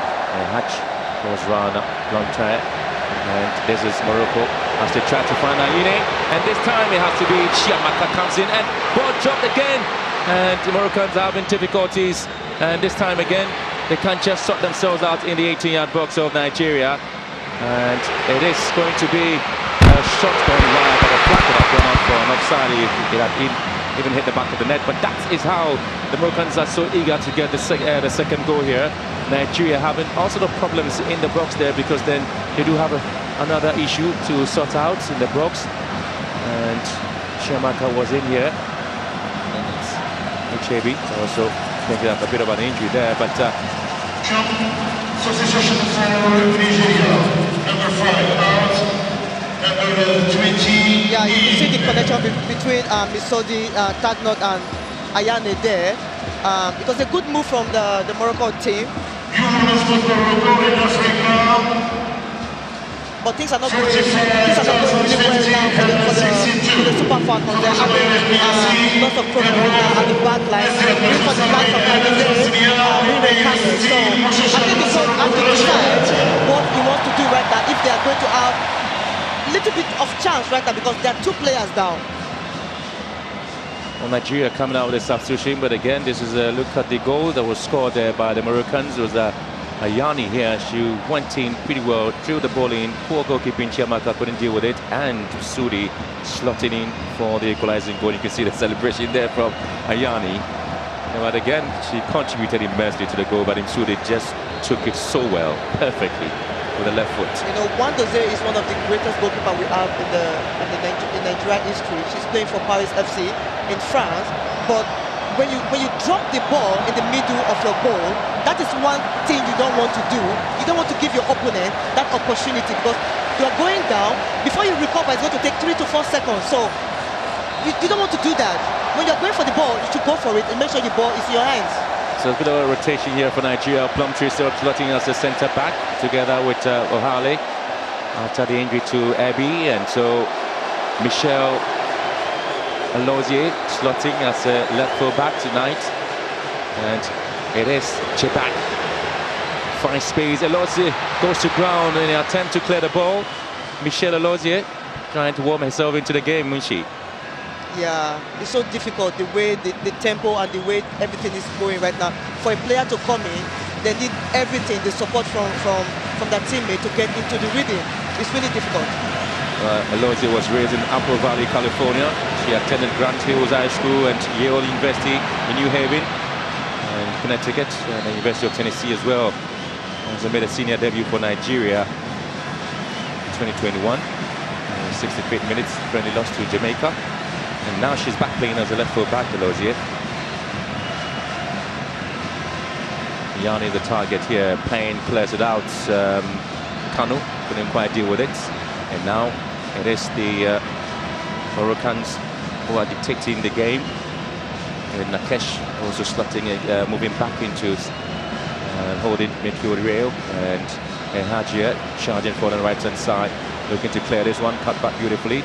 Ball delivered into Ayani is in there, couldn't quite control well, and this time it is Tagnut's ball volleyed way off target.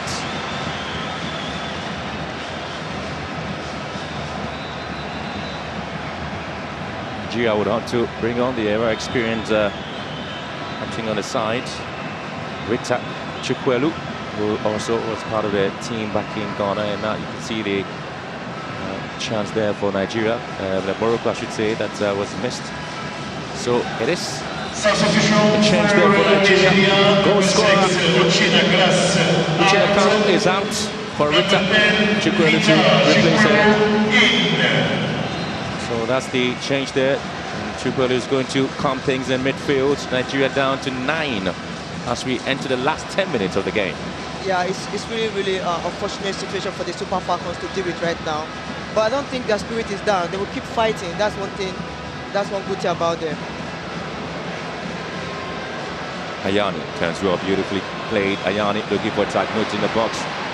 And she goes to ground, looking for the corner from the referee.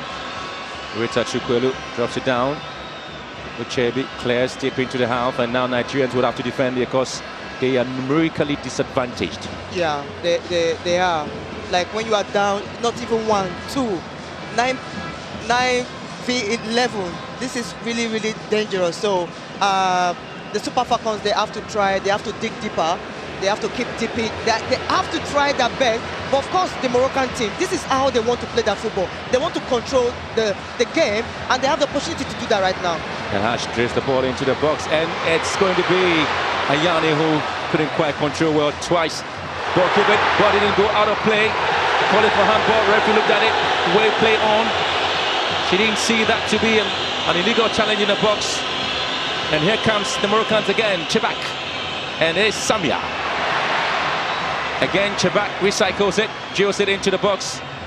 Uchebi clears again. Nigeria do not even want to run deep into the half of Morocco. All they are doing is maintain their status quo. Reputation have to be intact. Down to 9 players already. 2 players showing the red card. Morocco dictating. Taknout here. Ball straight into the left-hand side. Taknout in the box and comes back. Ayani was a target in there, but the Harley clears away. Only as far as Onomanu.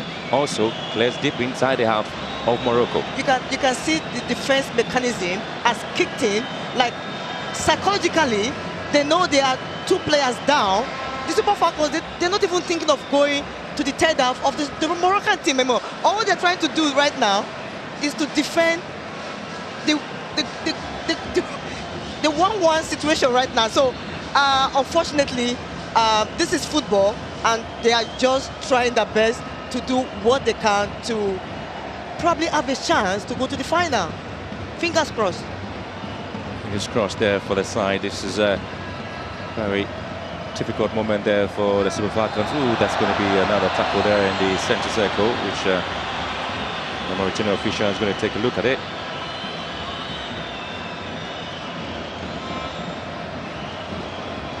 The record attendance here, 45,565 supporters in the stands watching this game. As we take a look at the foul here, and so the fans are here. 45,562. Impressive. As the Moroccans charge forward again to see if they can get the second goal. They have been in control. Ball sent into the far post again, and Plumtree's head up, and the offside flag already up.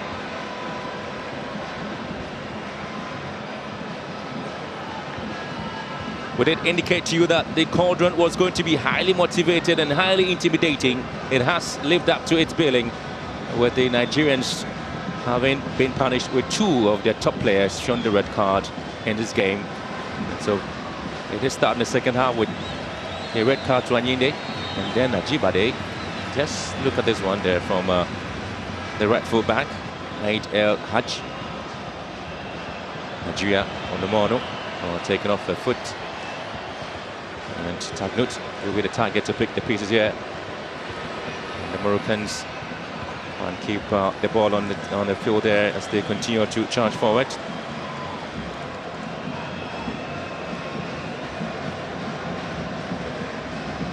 So on the 21st, we're going to see 5 Moroccan players to be awarded in this competition, the CAF Awards, honouring and giving opportunities to say thank you there to some hard-working players. The Moroccan side do have in them the youngest player, 16 years, so here Chukwueze drops it down to Plumtree, which has been fouled.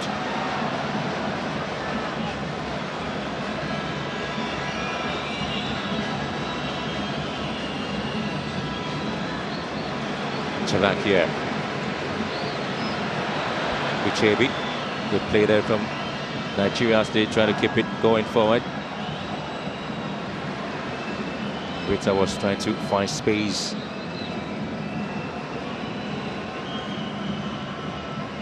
Nigeria at least keeping the balls on themselves, and Mono is going to be the target here. Again, it's been an interesting time. We did see South Africa having 6 players on the short list. Now Morocco do have 5. And Fatima Zara Ramos, Islan Chebak on the ball now. Sana Musudi and Hachia comes back to Chebak, sends it to the far left here, but Pine deals with it. Possession won back by the Moroccans. Ball sent in. Chiamaka is there. She just couldn't quite deal with the situation. Goes to ground here, and Morocco will feel they have to find a way to reset the ball back into the box. Samia here goes around Elogi, sends it back to, and unfortunately the Moroccans have seen playing to the ball. We are into just 4 minutes to end the game. They are keeping possession, and you can see there's disagreement going on between Samia and Hajj. even the coach is not happy right now. If you have 2 players than the opponent, you should be able to keep control of the game. That's one good thing about them. But right now they're just losing ball possession even when they're in the third half. But kudos to the Super Falcon goalkeeper. She really handled the cross that came from the other side. Ball went back. Sudi. Here comes Tagnuts. Drops it down to Chebak. Down to left-hand side. It is with 1. And always looking for Ayani. And Elozie clears it only to the Moroccan centre-back, Amrabat.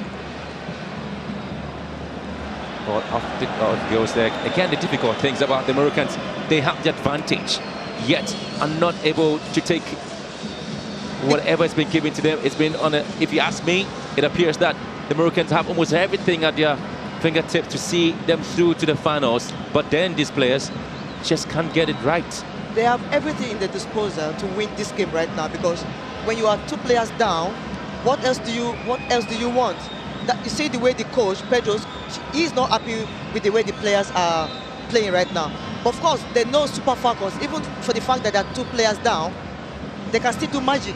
That's one good thing about the Super Falcons.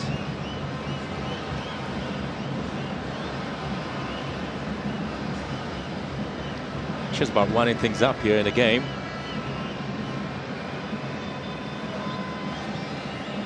And Nigeria looking to introduce the Queen's player.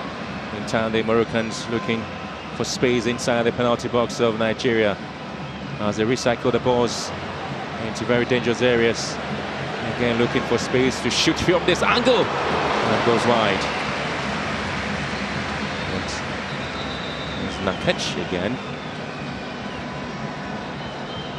Nigeria looking to respond, and again this is Nakech effort. Tried it from afar. Yeah, that was an ambitious shot right there, off target, not even close. It's not something that would actually disturb Wandoze. Well, Ngozi Okogie would have to say goodbye now to the game, and it is going to be a gift Monday. The Robo-Queens player who's going to take a place. Well, gift Monday inspired Bayelsa Queens to win in the 2021-2022 league title and also finish the season top scorer. And she starts off, jets up into the box, she goes in, gift Monday here, and she is given an indication of what she can produce in the game when given a chance, and she has been given a chance here. And she competed at the 2018 FIFA Under-20 Women's World Cup in France, and 2019 she captained the team to its first gold medal in 12 years at the Africa Games after defeating Cameroon 3-1. Gift Monday, and Gift Monday again given a chance here. And today is what? Today is Monday. Yes. And her name is Gift Monday. So hopefully she's going to. I think she came in with a gift. Probably. Let's wait and see.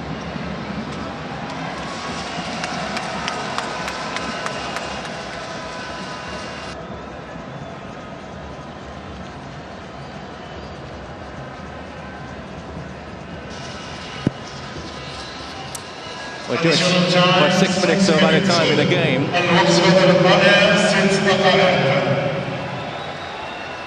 9 against 11 here, and it's still 1-0. And the Moroccans still have hope in themselves that they can change in Nigeria, having to hit this one into a very uncharted territory. Nobody there to deal with it. And it's going to be Amrabat to see if she can start the attack there for the Moroccans. They have been given the opportunity. They have seen plenty of the balls in the half of the Super Falcons. And it is Samia here. Chebak, and unfortunately Yani Nakach sent it to the left back. Ridwani, Taknut goes in here. Taknut sends it back again. Ridwani would want to see some balls into the box. She looks for space. Oh, lovely here, Taknut, and this Ridwani. nearly got the second goal. But I tell you what, nearly never kills a bird. I was going to say that to you. You have to shoot the bird right to his head if you want to kill the bird. There's nothing like nearly when it comes to killing the bird, Mr. Benjamin. And that's how they have lost the opportunity, the Moroccans. And this is it. How many chances will come their way? How many of those quality chances will come their way, the Moroccans? How many? But you cannot take away the build-up from these ladies, the Moroccan team. They are really doing everything they can. But this is something about football. You have this intention, but it doesn't work sometimes.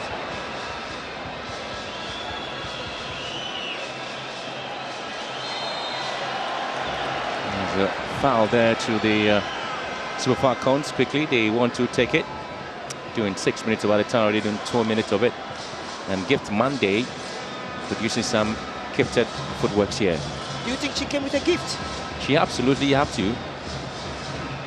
There will be an enormous celebration there in Nigeria if the 9 Falcons can produce the winning magic for Nigeria to be at the final. All they need right now is just a chance. Ayani is down right now. I don't think Coach Pedro will be happy. Well, Ayani slipping forward as the Moroccans try to find some gift up there. Ball sent into the far post, and oh, lovely work there from Payne. Sends it back into the middle third. Back again to the Moroccans. It is Nigeria. They have defended in the second half, and this is Ayani trying to get it out. Puncture with that interception. And Gift Monday. We'll see if she can produce some quality runs here, but again, ball goes off the line. Chebak is in control in midfield there for Morocco. Chebak now plays Isuni. And there's always going to be some bit of runs there into the box, and there's going to be a touch there, and it's going to be a corner kick. That was a great interception from Ohio. That was a good one from her. You can see the way the Moroccan team they're playing right now. They're using the left-hand side, trying to penetrate the defense line, and they're doing really well. It is Chebak here. Msudi here drills it in, and Chemaka pulls it away for a corner kick, but still is in. Is a corner kick. Chemaka is really doing an overtime job tonight. She has been tested, tried so many times, and she is not letting in the second there for the Moroccans. It's a night of football festival here. There's a night of feasting in Rabat, if they should be able. If Chebak is able to produce the magic, it's going to be this one from Taknut, but Nigeria will block that. 9 Falcons in battle against 12 or 10 Lionesses, if you like. There's going to be an opportunity, a trip in the box. Referee looks at it, waves play on, no penalty decision. Gift Monday tried to control, couldn't quite find herself in there. It's still going on. It's still going to be space. It's going to be Ohale who will get it out. Ohale, she's really doing a great job in the defense line right there. You see the way she's reading the game. That wasn't a penalty for me. Well, again, the referee seems to be having some talking in there. There's VR looking to see what the situation is, and she hasn't really been given a chance to take a look at it.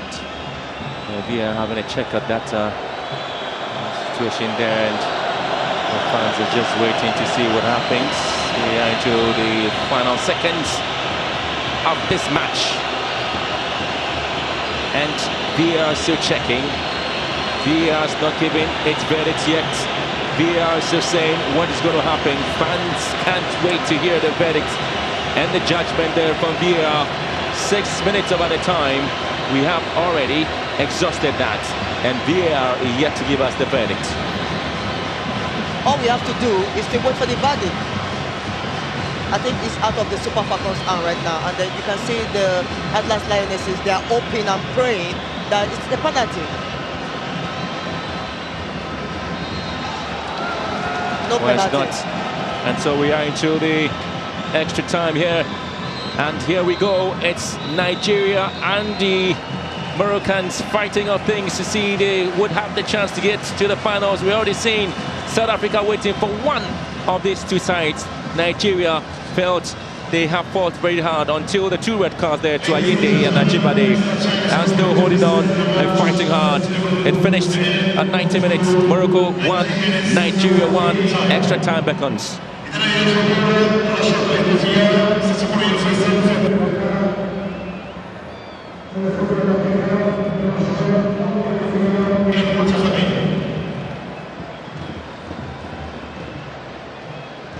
Coaches are trying to get their players to be pretty much ready, and it's a time for the tired limbs to be worked on, and for them to feel they can pretty much be part of it. An interesting bit of the competition as we've seen how the Nigerians started off and set us apart there with the performance until the decision had to come in, with Sudi doing so well. So at 90 minutes, your session so far with you. Seeing the performance of these two sides, clearly telling you that there is plenty to look out for, Richard. Yeah, I think there's plenty to look out for, like you rightly said. But it's a little bit difficult for the Super Falcons because there are two players down.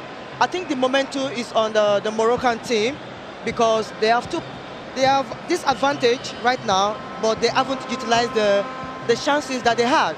So right now it's going to be extra time that the Super Falcons have to do it again. Unfortunately, they have another extra time of torment that's going to happen on this pitch.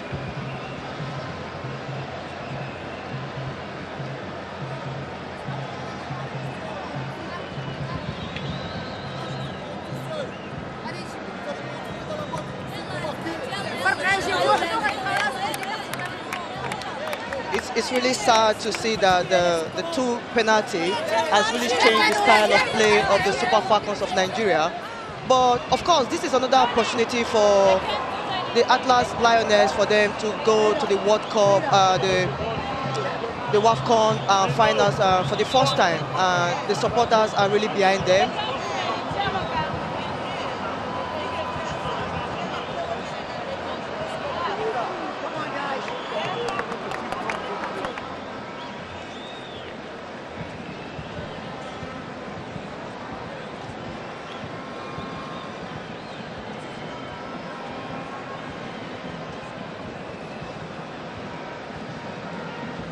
I think this is another difficult situation for the Super Falcons to deal with again, like the extra time after getting the first red card in the earlier second half, and then against Ajibade again. This is going to be a hell of a match for them to control. You can see the style of play has really dropped. They are just defending. There's no intention going to the third half for the Moroccan team. So this is another extra hours working for the Super Falcons of Nigeria. Well, there's a lot of things happening in the game where you have the players fighting and seeing what they can do. It's a test of character there by the Nigerian coach, and trying to see how the 9 Falcons on the pitch can take out the 11 Lionesses plus the fans, making it 12. 9 Falcons versus 11 Lionesses. What do you think is going to happen? Oh, we are saying that I tell you what, the Falcons are fighting pretty hard to sustain themselves in the competition. It's been a very tight one there, but the 9 Falcons and 11 Lionesses, this is a battle. So when you have Lionesses attacking the Falcons, what do you think is going to happen. Well, that's what I'm saying. The 9 of it, and that's exactly why we had extra time, because the Falcons are fighting pretty hard. Yeah, they're not ready to give in yet. They're not ready to give in. They can't. I don't think they're ready to give in. Even though I did indicate 11 Lionesses, there's 12 of them. The fans are also part of it. And so this is an exciting moment there for us to enjoy the football. The 9 players of the Nigerian Super Falcons ready to take the game to the 11 Lionesses of the Moroccans. And this is a fight that is happening. I think it's the other way around. The Lionesses, they're taking the fight to the Falcons. And so we're into the extra time and see what happens here. It's an exciting time once again in the Women's African Cup of Nations. It is 1-1 extra time, and it is Chebak controlling things once again. She's always trying to spin things and detect the pace and get the ball into very much good positions. The difficulties with the Moroccans is that when the balls are set into the back line, and when you see Amra Betts and the likes of the Chad, they continue their effort in there. Plumtree. It's a Chebak. She's the midfield general. She likes to roll, go everywhere, and try to do her thing. So the Super Falcons should watch out for her. So I count many times the balls are sent in here.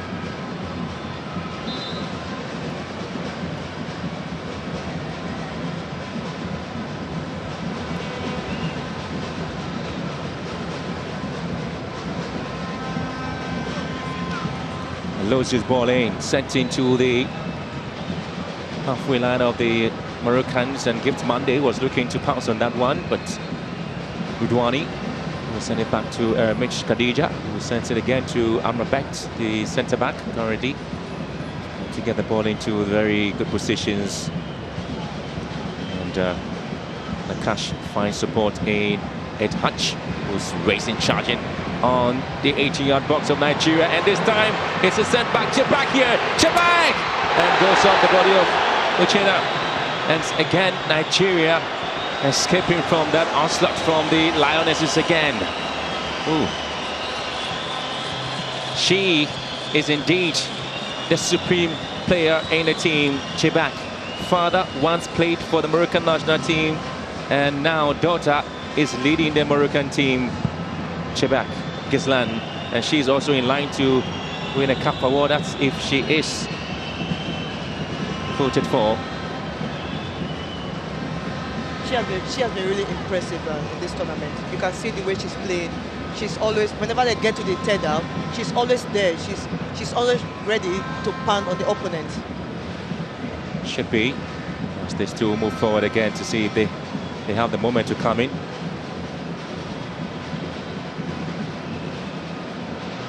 You can always see Sudi and Tagnut moving in. Here comes Chebak here. She also plays the club football for ASFAR. It is going to be this one for Chiamaka to deal with it. Ayani contributed to the equalizing goal, and Ayani was looking to score here.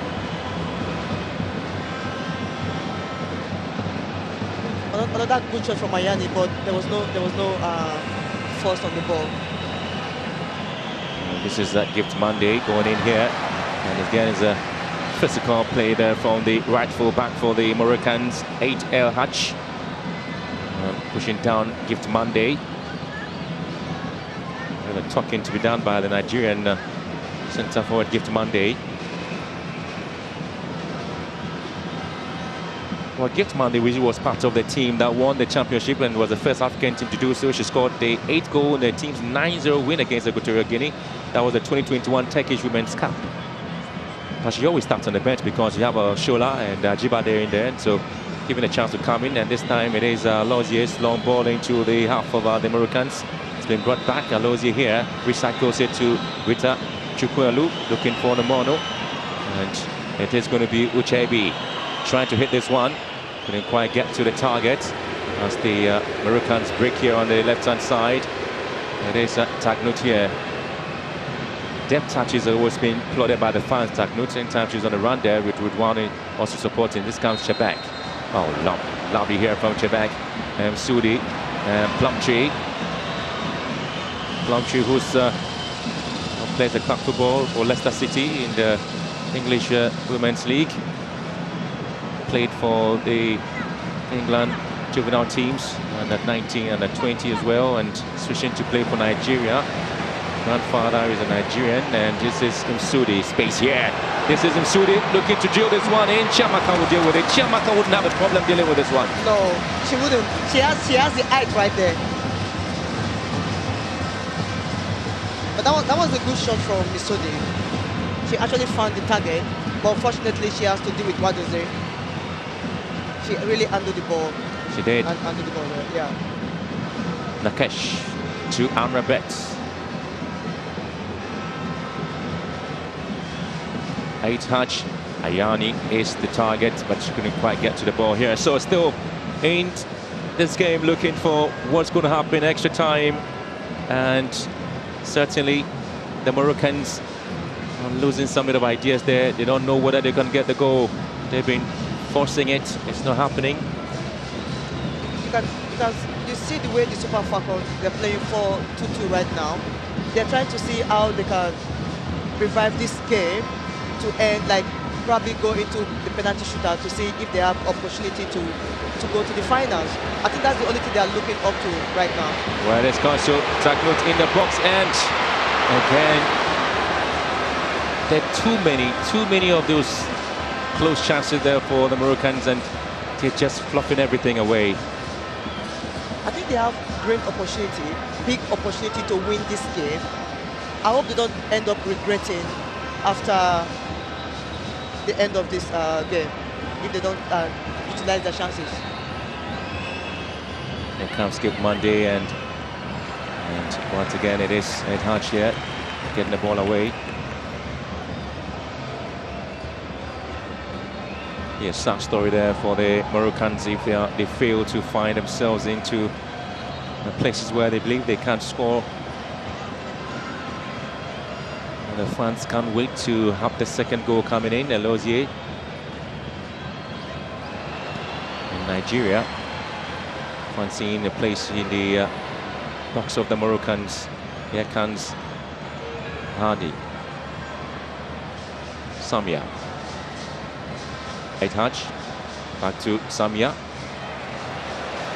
Morocco getting applauded from the fans because they keep in possession. Ball sent into the far side. And again, a very unproductive ball. And Payne will pick the pieces up for Nigeria. Sent it in. And once again, on the mono. They saw the feet out. He's Ridwan who set the pace now for Morocco. Chebak here. Space on the right-hand side. Press play. Lozier would have to keep it down for Nigeria. And this time the Super Falcons losing the ball. Back to Payne. Now trying to go with the long balls looking for Onomonu. And she cut back beautifully on the Onomonu here. Nigeria. And Ridwan wins it for Morocco. Here comes Tagnut. Express play, switching to the right-hand side. And again, Samia. Jacques, her way into it. There's no space in the middle. And it comes to Msudi, drags it in. And once again, it's going to be another wasted chance. The Moroccans are just wasting all the opportunities. Yeah, this is a wasted opportunity from the Moroccan team. They should do better when they get to the third. They have the opportunity to win this game, but the way they're going when they get to the third is really disappointing to watch.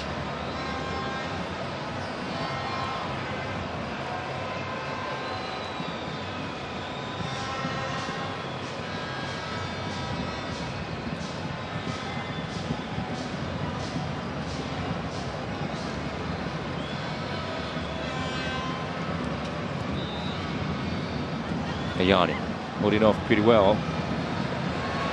Nakesh. And here comes Tagnut. Chebak. Going set up for her.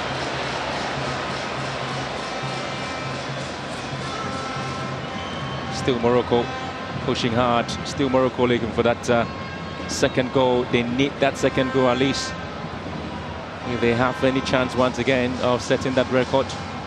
It's history they are looking for in this competition. Another ball into the box. It's been headed back. He only falls out to Tagnut. Oh, again.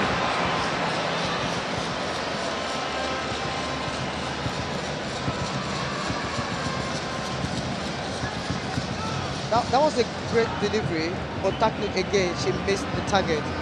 Very, very unfortunate for her.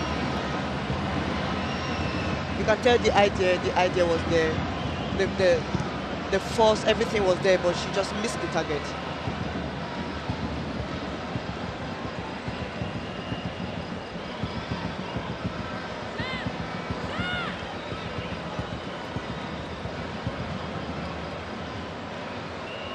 Amrabat controlling once again. It's been pretty much of a holiday situation there for the Moroccan keeper. They've had 31% shot accuracy. The Moroccans having shots inside the Nigerian half, 14 shots so far. It's against 3 of Nigeria into the Moroccan box. Oh, lovely here, combination play, exciting. Samia for Morocco, trying to cut in. Oh, again, defensive play there from Alozier. And Sudi is trying to go around the left full back. She was able to do it well. She just went on trying to have a jolly ride at the back. Get a yellow card for that. Yeah, that was a technical foul, red card.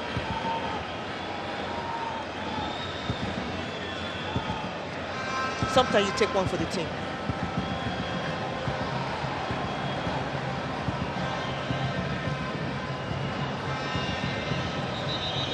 Be absolutely an interesting scenario there for the Moroccans to see to the end of the game without getting a goal, and Nigeria using the experience to go through to the shootouts.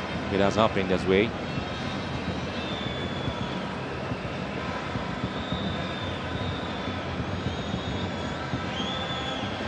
Lemonu gives Monday on the target with his long ball into the Moroccan half. And you see them run, close everything down, running the engine of the Nigerians. Ayani pulled through here, block tree to the target. Ayani, and again, there was a lot of space there because Sudi was just arriving. Ayani decided to go solo. You can see the disappointment on Ayani's face. That was a good run. Like I said, it's so easy for her to break through the defense line. Just raise your head up, pass the ball to the other player, then she will just finish nice and easy. But of course, again, she didn't raise her head up to see if she has another chance.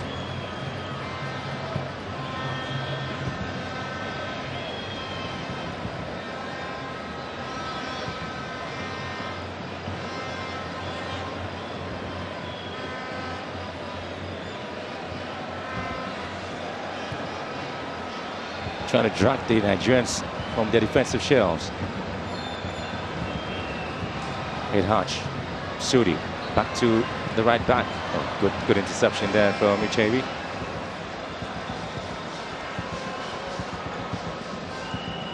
We've been talking about the play of the Moroccans and how the Nigerians need to be mindful of the attacking threat and the specialty of Chebak. Though she's seen some moments of glorious opportunities gone, it's still been difficult for them to break the Nigerians down, even though they just down by 9 players. Chebak, Usudi, tens, back to Chebak, taking off their feet. Still a difficult time there for the Moroccans. The Nigerians have really set their defensive line really high and not allowing any time the balls are drilled in, looking for Ayani, and this time it's going to be Usudi's header with Shamaka dealing with it. The fans are loving every bit of the attacking play of the Moroccans. Yeah, that was a good delivery. She actually found that target, which was really impressive from the player, but unfortunately the target again, the goalkeeper was there, the right position, the right place at the right time. So want to roar again, the fans.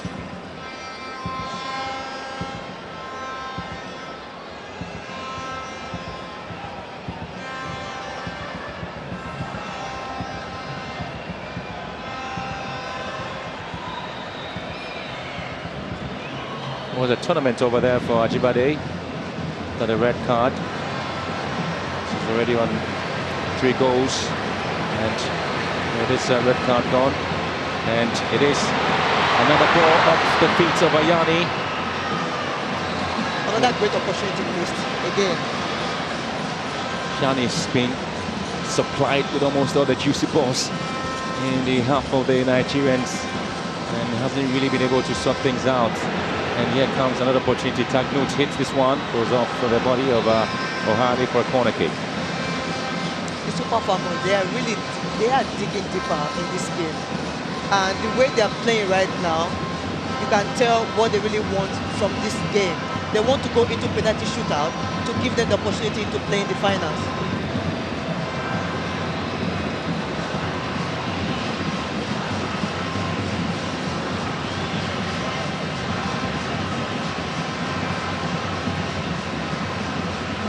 Here comes Chebak.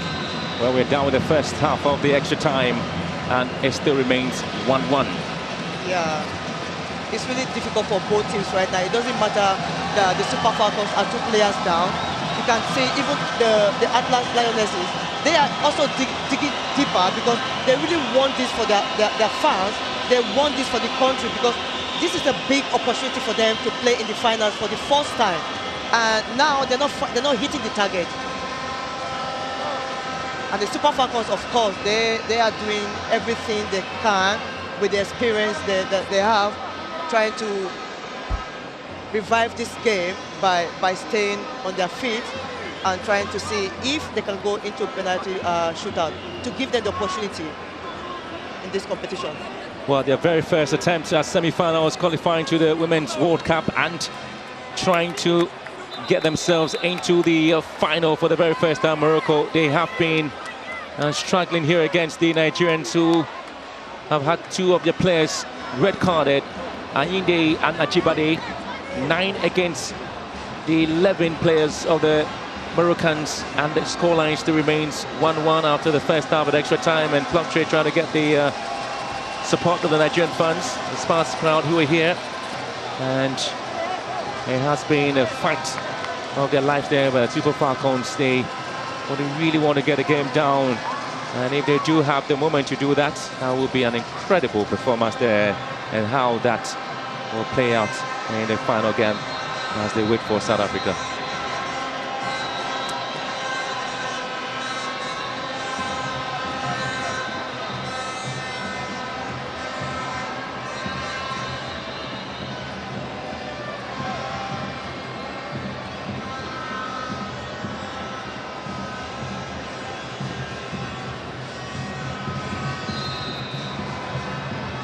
Back into another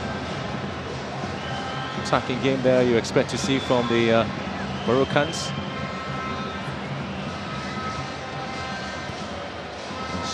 Chebak ball to Amrabat. It's Morocco. But I have to give credit to the Nigerians. They've done so well. They have held their own. Chiamaka has been excellent in post. Yeah, she has been really commanding the area. You can see the way she's reading the flight of the ball. Of course, I'm not surprised because she's playing in France, and she has been really she's been doing really well in her club. So I'm not surprised right there. Kislan Chebak, Ridwani here. Chebak back to Edhaj, Masudi. Into the box. Aish, and again there's Ridwan who goes to ground, and it's going to be a corner kick. You can see the tackle that came in. It's really interesting to see that Rita Shikulu actually went for tackle. This is not something that she usually go for. Another ball into the box, and it's going to be the Moroccans. I think they should be given a chance to recycle things. Yeah, once again pushing and ball here. Tehat into the box. Chiamaka again. Chiamaka would always be there. She's always in command. That's the good thing about Wandoze. She's always in command.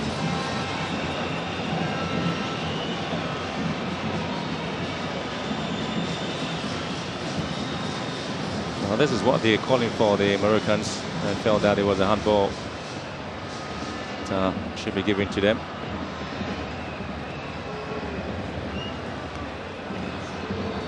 And here comes Eid Haj here, finds Msudi, like to turn things. Ohali is on her. Ichebe gets it out. Ridwani. Chebak. Squares one to the right hand side for Ridwan to come in here. It's Morocco. Ayani looking for space. Sends it back again. Another ball to far post. Shamaka is in. I'm really impressed with Wandoze. I'm really impressed. And also, you cannot take away the fact that you see the Moroccan team just changing position from left to right, from right, left. They try different variations. You see, they try to go through the middle. But fortunately, the Super Falcons, the defense line, they're not willing to come out. They are ready to go as much as possible to defend the goalkeeper.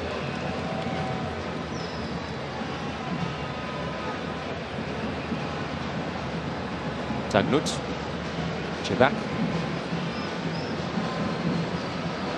Chebak was trying to pick up space there for Eid Haj. And of course, it's going to be Chiamaka. Nigeria would want to make a change here. The introduction of Otu Regina Ibiang.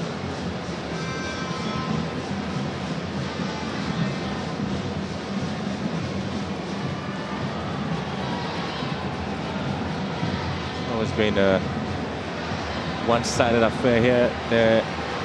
Talk about the Moroccans and their control, their passing movements, their fleeting runs into the Nigerian half, and yet they haven't really taken advantage. And it's Tagnut being pushed off the ball. And again, defensively, Nigeria have been resolute and amazing.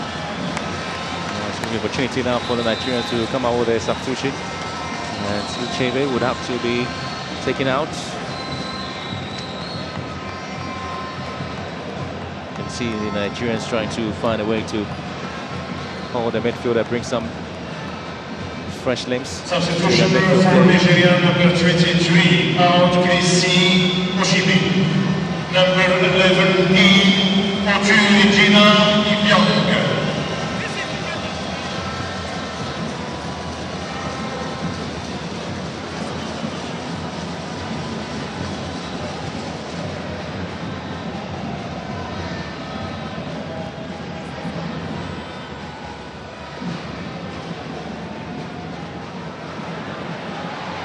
Good play here, Nigeria. Gives Mande off the crossbar. Ooh. Well. That was an unbelievable shot from Gift Monday. Don't forget today's Monday.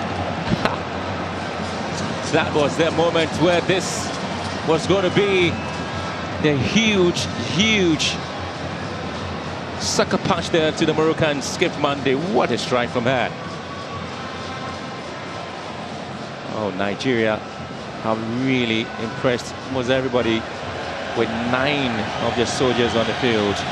They have defended well. They have defended the green and white flag of Nigeria as balls whipped in and against well controlled beautifully by Loji. The Super Falcons, the Nigerian team, has indeed proven beyond a reasonable doubt that they are the defending champions. You don't take out defending champions that easily. No. You do not bring down the spirit of Nigeria that easily here in Morocco. You do not take out the dominant team in a competition that easy. And it is Tagnut trying to find a way. Drills it in with Sudi. And again, it is the strength of the Nigerians working here. Otu wins it. Gives Mande, gives it the opportunity to charge forward, and gives Mande again. Now the gift is producing something, and possession won back. Otu picks the pieces here for Nigeria, dragging the ball out. Otu looking for a corner, and she is indeed pushing things up. Oh, stays on the line, is it? Nobody wants to touch it. Yeah, I think the Super Falcons, they need a little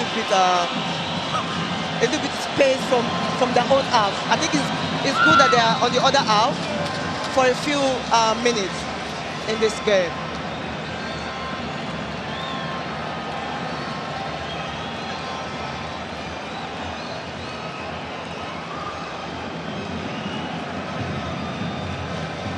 Nigerians are really scared the Moroccans, have they? Yeah. I think they have.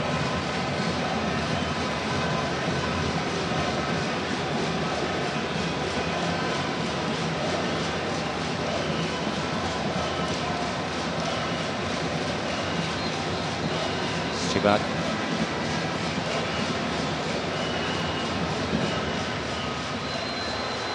Oh, again, it's Suri with that half volley.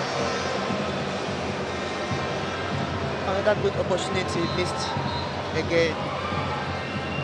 You can see the coordination, the way the Moroccan team, the way they are moving the ball, interchanging position, Missouri, and the likes of Shebak and Nakash.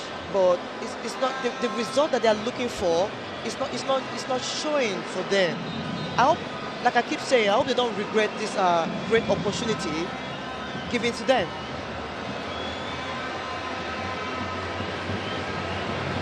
Missouri.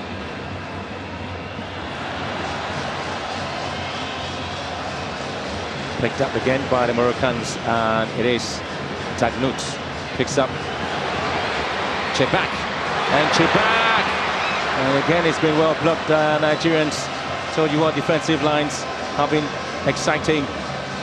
They get the ball back again, Nigeria, and it is Morocco. They are looking for this goal so badly.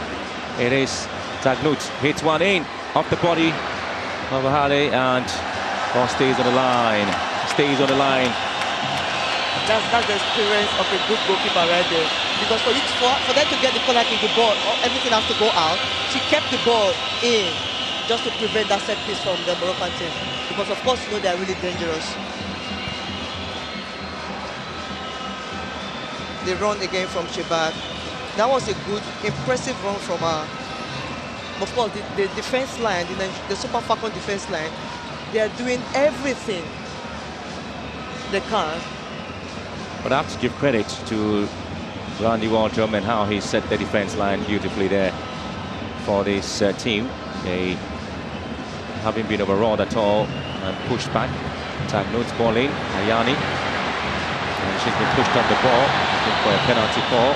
Missouri losing the ball.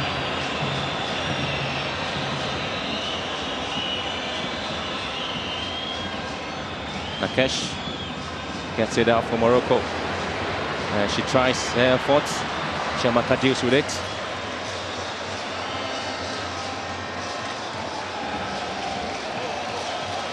Another impressive save from Wandoze again. Of course, you see Ayani, she's always running to space. You can see the opening that she's creating from the other half there. But things are not going really well for them the way they really want. And I just talk about the midfield play and the work rate of the Moroccans and how they seize things and opportunities, and it's just the case that they haven't really been able to take advantage. And again, it's just the fact that Ayani has not been able to get herself in very good position to hit the target, and sometimes when she does find herself with the balls, she's unable to take advantage. Yet again, she could have recycled the ball back then. Yeah, I think she has to raise, when she's in the box, just raise her head up. There might be a player in a better position to finish the ball properly, just to get around the defender. Like you said, this is a great opportunity, a big advantage for this home team, and the crowd rallying behind them, but they're not finding the target. Of course, kudos to the Super Falcons. They are defending really, really well.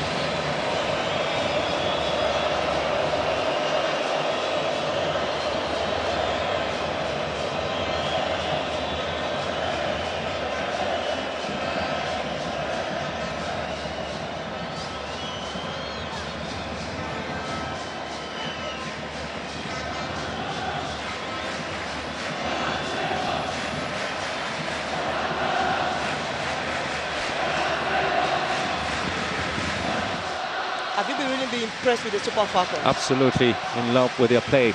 Absolutely excited with what they've been able to put together here After all the intimidation, they have really been able to hold their own and work so hard to stay afloat even at this stage. They haven't conceded to just a goal there, so the third goal, and both teams have conceded 3 goals in this competition.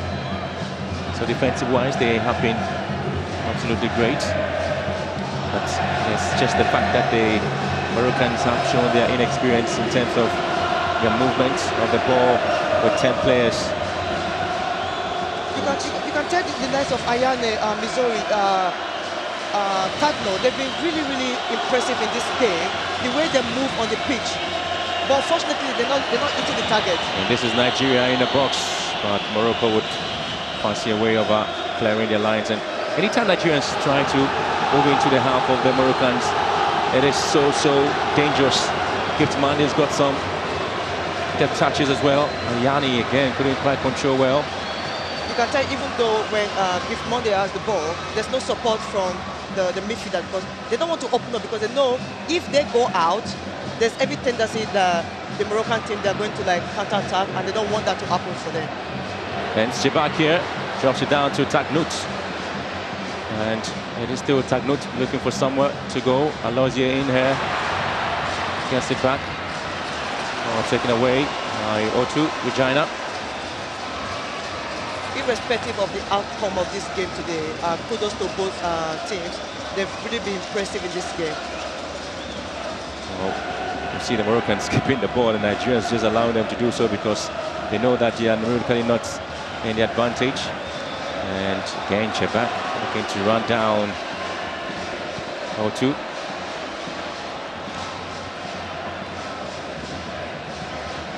Nikesh Amrabet. So moving to the offensive line. Comes Ridwani. Charging to the right-hand side, hits one in. Only as far back as Taknout. It is Chebik. And again, it's been blocked out for a corner kick. She was trying to lock the ball to the top corner. Do you think this is not meant to be, or what's really going on to these Atlas Lionesses? They have all the opportunity to kill this game, but yet it's not happening for them.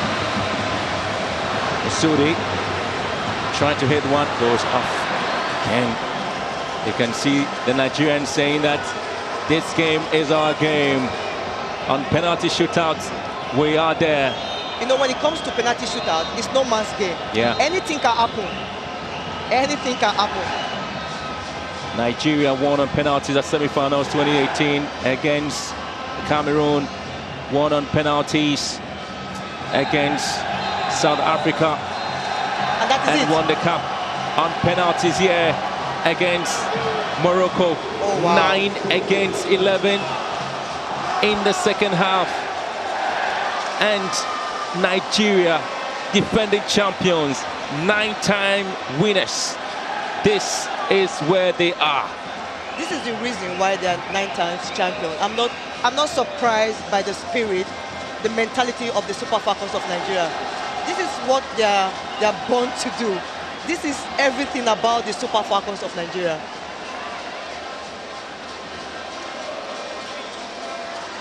I think both teams, they've done their bit. Now, the decision lies on what again? The penalty shootout. So,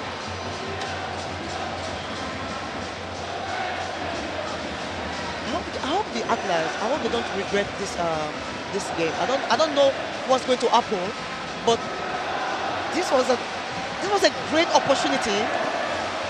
Can't afford to miss this moment No. here. But I have to give credit to Randy Wafcon, how he was able to psych the team up, not to be despaired, even in the face of that disappointment of having two of his top players going down with a red card. He was able to engineer something extraordinary in them, motivated them to just go out, and this is the results. They have to sort things out on penalty shooter, but Chiamaka has been absolutely brilliant. Oh, she has been, and she's a top goalkeeper, and this is another opportunity for her to showcase her talent. 45,000 fans here. Wait to see if Morocco can't make it to the finals again. If they can take out the 9 Falcons who have stood on their own, I tell you, the 9 Falcons are indeed strong Falcons. I think the Falcons, they refuse to be eaten by the Lionesses.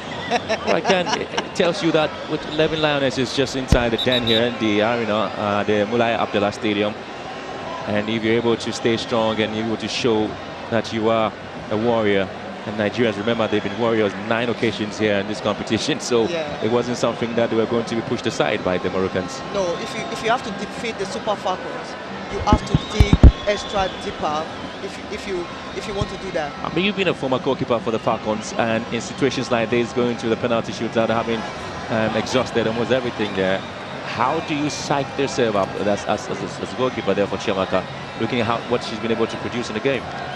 For the likes of Chiamaka, the only thing she can do right now is just everything is left for her to save the situation.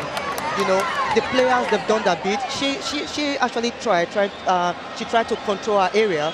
She's done really well, but if she can make 1 or 2 saves, that is it for the Super Falcons. They are in the finals. And I must tell you right now, both teams, the players, their heart is pounding really, really hard right now, because nobody wants to be the one that will lose the penalty. You think that the Moroccans feel it's a moment they have actually let loose? I think the momentum is with the Super Falcons right now, because from the way the coach set up the team after the 2 red cards, they were just waiting for this moment, and a lot of stuff is going on the Moroccan head right now, because they have this opportunity to bury the game. They didn't utilize the chances, so now anybody can take this game. It's out of both teams' hands right now. Let me tell you something. When Nigeria won against South Africa, Ebi lost a penalty. Iberi, Chukwuelu scored. Rita chasing the game. Yeah. Eheozu scored, and Uchendu. These players are not part of the team now. So the only person who is going to perhaps get a chance is Rita Chukwuelu. There's a possibility she can actually score there. And when Nigeria had a chance also to win on penalties against Cameroon back in the semi-finals in Ghana, Ebi again scored, Ajibade scored, Oshola scored, Iberi also scored, but again, Iberi is not here, Ajibade is on the red card, Oshola is not here, Ebi is also on the bench because of an injury. It's really crazy right now, because the situation is not something anyone wants to be in right now, but for the goalkeepers, this is a great opportunity for you to showcase your talent. That is all I can say. When it gets to situations like this is where heroes are made and villains remembered. Oh, trust me, mostly for the players. I don't think anyone wants to lose the penalty right now. It's not the case, and when you get a chance to be in post and see if you can save the team, is Khadija, who has been given a task here to see if she can save any moment there for the Moroccans. Khadija El Michi, and I tell you what, is you want me to tell you one secret? Tell me. When I'm in such situation like this, I have my decision even already made. If I'm going just to the left-hand side, one of the players is going to come to me. I'm not going to them, so 1 or 2 of them will definitely come to where I've taken my decision that, okay, it's either I'm going to the left or I'm going to the right. So I did indicate to you the final when Nigeria won the cup and took it. The penalty shootout against South Africa. One of the players who scored in the final, Chukwuelu, is here to start now for Nigeria. And you know what happened in Wafcon when the Egyptian goalkeeper had written the penalty tickets of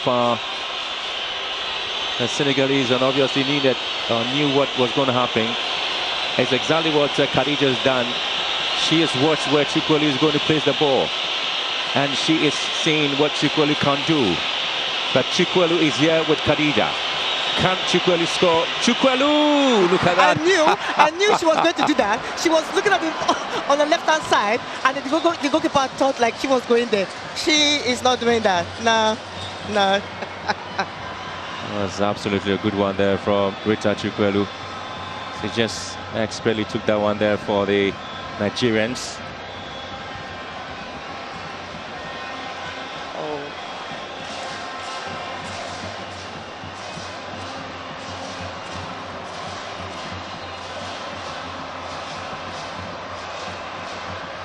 It's going to be Yadi, who's going to see if she can't get the moment here for Morocco. It's a Yadi against one of the best goalkeepers, and Chiamaka this time couldn't stop Yadi. She moved to the right direction, couldn't quite stop it.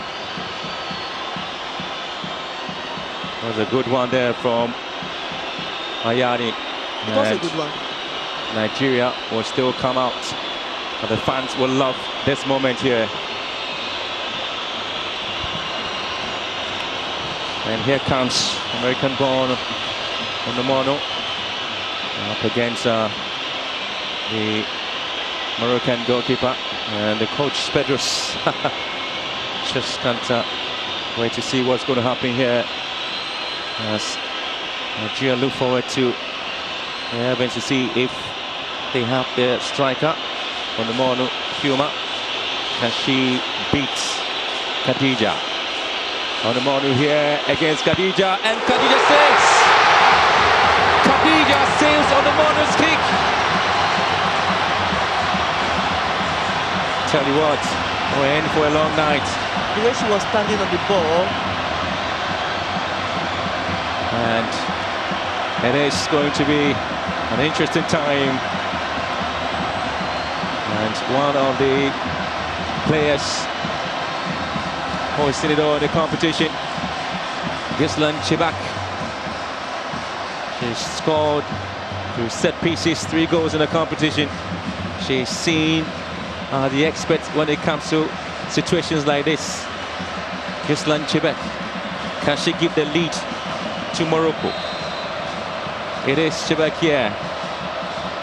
Top player, top performer. It is Chibak!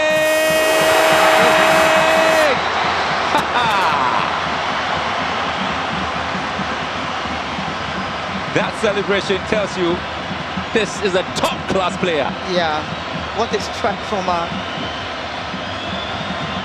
She's absolutely phenomenal. Exceptionally talented player. Absolutely, absolutely exceptionally talented. Nigeria giving almost everything in. It is the substitute 0-2. And up here against Khadija. She was given a chance to play a part in the game. And Khadija is looking to stop 0-2, can she? Here comes 0-2 for Nigeria. 0-2, and it's done. It's done for Nigeria. And so she put it on the roof there. You can see Nigerian players applauding the effort there of 0-2. She took it down brilliantly. Now it's Chiamaka who's being given a chance to see if she can save the situation there for the Nigerians, and it's Ridwan here who's going to take this one for Nigeria. For the Moroccans, should say, the Nigerians are waiting for Chiamaka to produce something spectacular. It is Chiamaka here against Ridwan to give the lead there to the Moroccans. Ridwan, Chiamaka, Ridwan, and it's in. Chiamaka tried. Oh, she did try her best. She did try her best. And 3 out of 3 for Morocco. And oh, she moved the right direction. It's just not able to have that punch on the ball. And there's Plumtree here. Will be the next one if you see the fans excited about it. Plumtree against Khadija. This is an amazing time. A very first attempt at a penalty shootout for Nigeria after the switch come to play for the Super Falcons, Plumtree here.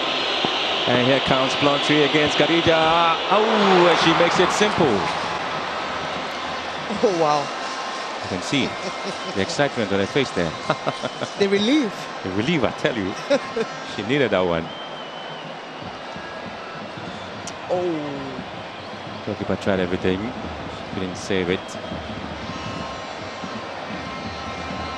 Well, they thought he has been saved already. And it's going to be the moment for the centre-back, El Chat Nazreen. And El Chat Nazreen wants to make it 4 out of 4 there for the Moroccans. Chiamaka here. It is Nazreen, El Chat, Chiamaka, Nazreen! And she makes it 4 out of 4 for Morocco. Wow. It looks like it's going to be Morocco versus South Africa. It's not over yet, my dear. I know. The night is not over yet. And yes, expect Gift Monday was expected to produce a gift here for the she brought in the gift, but she didn't unwrap it. It's a long night here. Gift Monday with a chance. Can she? And if she does miss the opportunity, Morocco will definitely move on and see that they have done their best. Gift Monday against Khadija. Gift Monday here. Gift Monday. Oh! And she scored here. And she's talking to Wanderers right now, like, please, you are our only hope. Please save us. Ooh. Well, the... oh, look at that. Can Ayani produce the magic here for Morocco? Ayani and Chiamaka. This is where I told you is a place where heroes are made. Is a place that billions are remembered. Ayani against Chiamaka. Fans can't wait.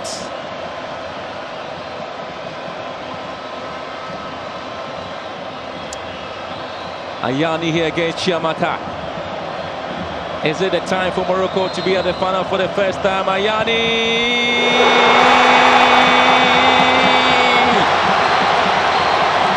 For the very first time in the history of Moroccan football, they have qualified for the Women's World Cup, qualified for the very first final of the Women's African Cup of Nations. And how did they do it? They did that against the defending champions Nigeria. And Renard Pedros can't just believe this. It is a moment to savor, moment celebration here in Morocco. Oh, this is history. History has been made in Morocco, and these girls will be remembered for a very, very long time. For the very first time in the finals of the tournament, it is South Africa and host nation Morocco at the final.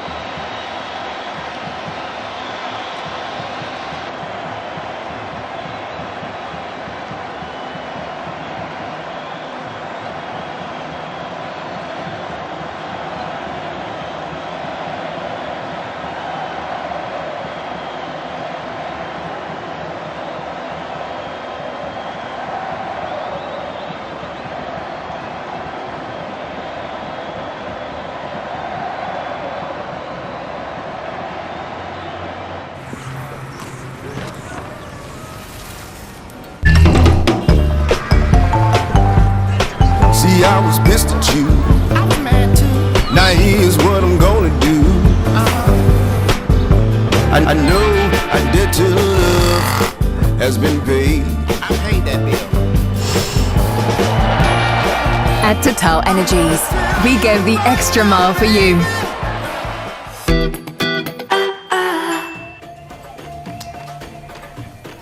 Well, those are the semi-finals done and dusted at the Total Energies